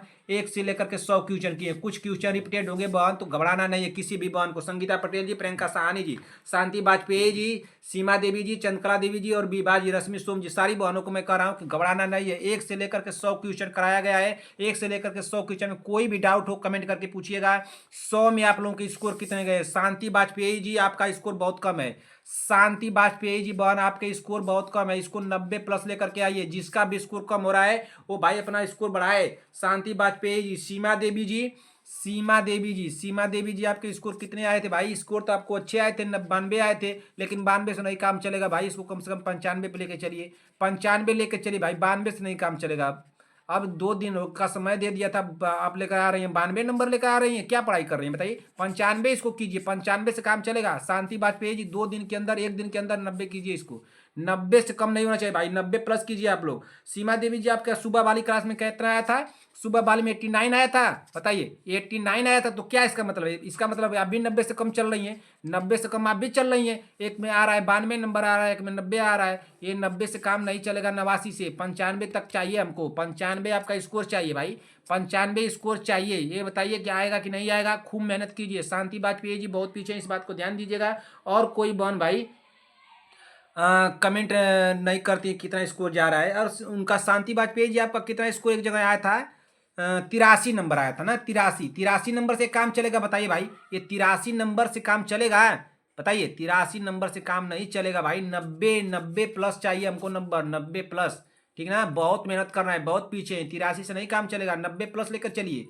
ठीक ना, और क्या करना था बहन? चलिए, इतना बातें हो गई, सब लोग अपना स्कोर कमेंट करेंगे। ठीक ना, और एक बात और बहन, अगर आप लोगों को क्लास अगर स्पीड लगती है, स्पीड लगती है कि नहीं सर बहुत तेज चलते हैं, तो इसको प्यार से आप लोग कमेंट कर दीजिए कि सर थोड़ा स्लो चलिए, लेकिन उल्टा पुल्टा कमेंट मत कीजिए। ठीक ना, मैं आप लोगों से बार बार कर रहा हूँ कि हमको उल्टा सीधा कमेंट मत किया कीजिए। आप ही लोगों के लिए रात रात भर मेहनत कर रहा हूँ। ये 200 क्वेश्चन तैयार करना है क्या? 200 क्वेश्चन मैं तैयार कर रहा हूँ, आगे का सोच करके नहीं चलूंगा कि नहीं आगे आप लोगों को कितना क्वेश्चन देना है, क्या करना है। तो आप लोगों को तो बस कमेंट कर देना है। तो मैं डेली आप लोगों से पूछता हूँ बहन कि अगर आप लोगों को हमारी क्लास पसंद नहीं आ रही तो आप लोग बता दीजिए, मैं नहीं पढ़ाऊंगा भाई, नहीं क्वेश्चन दूंगा। अगर आप लोगों को डेली पूछता हूँ कि बहन कोई स्पीड तो नहीं हम लोग चल रहे हैं, तो आप लोगों को बताना चाहिए कि नहीं सर आप स्पीड चलते हैं, थोड़ा स्लो चलिए, आराम से चलिए। ठीक है सर, कोई दिक्कत नहीं, वो भी हो जाएगा। आप लोगों के कहने पर मैं चलता हूँ, लेकिन मैं इस उद्देश्य से चलता हूँ कि 1 से 1.5 घंटे में कितना समय हुआ? 1 घंटे 33 मिनट, यानी कि बातें करते हुए सब कुछ करते हुए 1 घंटे 30 मिनट में हम लोग 33 मिनट में कितने क्वेश्चन टच कर लिए? 100 क्वेश्चन टच कर लिए। क्या इसको 3 घंटा में करना जरूरी है? अरे इसको 2 बार पढ़ लीजिए, 100 क्वेश्चन ब्रेन में घुस जाएगा, तो आप लोगों को समझ में नहीं आएगा। अगर आप लोगों को लगेगा कि नहीं सर आप स्पीड चलते हैं, तो बताइएगा कि सर स्लो कर दीजिए, मैं स्लो कर दूंगा, ठीक रहेगा। संगीता पटेल जी, शांति वाजपेयी जी, और कौन है भाई? शांति वाजपेयी जी और सीमा देवी जी, चंद्रकला देवी जी, इतने लोग तुमको कमेंट करके बताएं। संगीता पटेल जी, शांति वाजपेयी जी, सीमा देवी जी और चंद्रकला देवी जी। अगर आप लोग बता दें कि बहन आप लोग हमसे बहुत पहले से जुड़ी हैं और बहन तो कोई कमेंट नहीं करती हैं, आप लोग कुछ लोग आकर के बीच में कमेंट कर रहे हैं, तो उसके हम नहीं मान रहे हैं। लेकिन अगर आप लोगों को लगेगा कि नहीं सर ठीक है, तो इसी तरह से चला जाएगा, आप लोग जैसा कहेंगे वैसा होगा, आप लोगों के कहने पर होगा। क्योंकि आप लोग हमसे पहले से जुड़ी हैं भाई। संगीता पटेल जी हमसे पहले से जुड़ी हैं, शांति वाजपेयी जी हमसे पहले से जुड़ी हैं, चंद्रकला देवी जी हमसे पहले से जुड़ी हैं, सीमा देवी जी हमसे पहले से जुड़ी हैं, ये सारी बहनें हमसे पहले से जुड़ी हैं। तो पहले मैं इन लोगों का बात सुनूंगा, और जो बीच में आकर के कमेंट करेगा ना कि ये वो, तो ठीक नहीं है भैया। ठीक ना, अगर आप लोगों को पसंद नहीं आ रही है तो आप लोग बता दीजिए बहन, मैं नहीं मेहनत करूंगा, मैं कोई और क्लास लेना शुरू कर दूंगा जब हमको यूट्यूब पर देना। अभी हाई स्कूल का चलने वाला है, एग्जाम होने वाला, हाई स्कूल का क्लास डालने लगूंगा, उसी को पढ़ाने लगूंगा, जो आएगा वो पढ़ा दूंगा। तो आप लोगों को जैसा लगेगा वैसा हमको बताइएगा। चलिए क्लास को समाप्त करते हैं बहन। अगर बहन हमारी क्लास देखिए, हाँ संगीता पटेल जी बहन आप सुबह क्लास में क्यों लेट आई? संगीता पटेल जी सुबह वाली क्लास 7 AM की देखी कि नहीं देखी आपने? 7 AM पे एक क्लास चली थी, एक 11 AM पे क्लास चली थी, 2 क्लासें मिली है आज। 7 AM पे 11 AM पे दोनों क्लासें चेक की पढ़ी हैं? नहीं पढ़ी हैं, आना है लेट तो पढ़ेंगे कैसे? और क्लास तो पूरा देखना नहीं है ना। वाह भाई वाह, आप तो और महान महान काम कर रही है ना, कि आपको हम क्या बताएं। लेकर आ रही हैं 98 और 97 को नंबर। ये 3 नंबर कैसे कम हो जा रहा है? 3 नंबर, 3 क्वेश्चन कैसे गलत हो जा रहा है? 3 क्वेश्चन भी गलत नहीं होना चाहिए। इतनी मेहनत के बावजूद 3 नंबर गलत कर रही हैं, बताइए। अब क्लास भी नहीं देख रही हैं, ऐसा नहीं चलेगा। चलिए, जो कुछ भी होगा बहन आप लोग कमेंट कीजिएगा।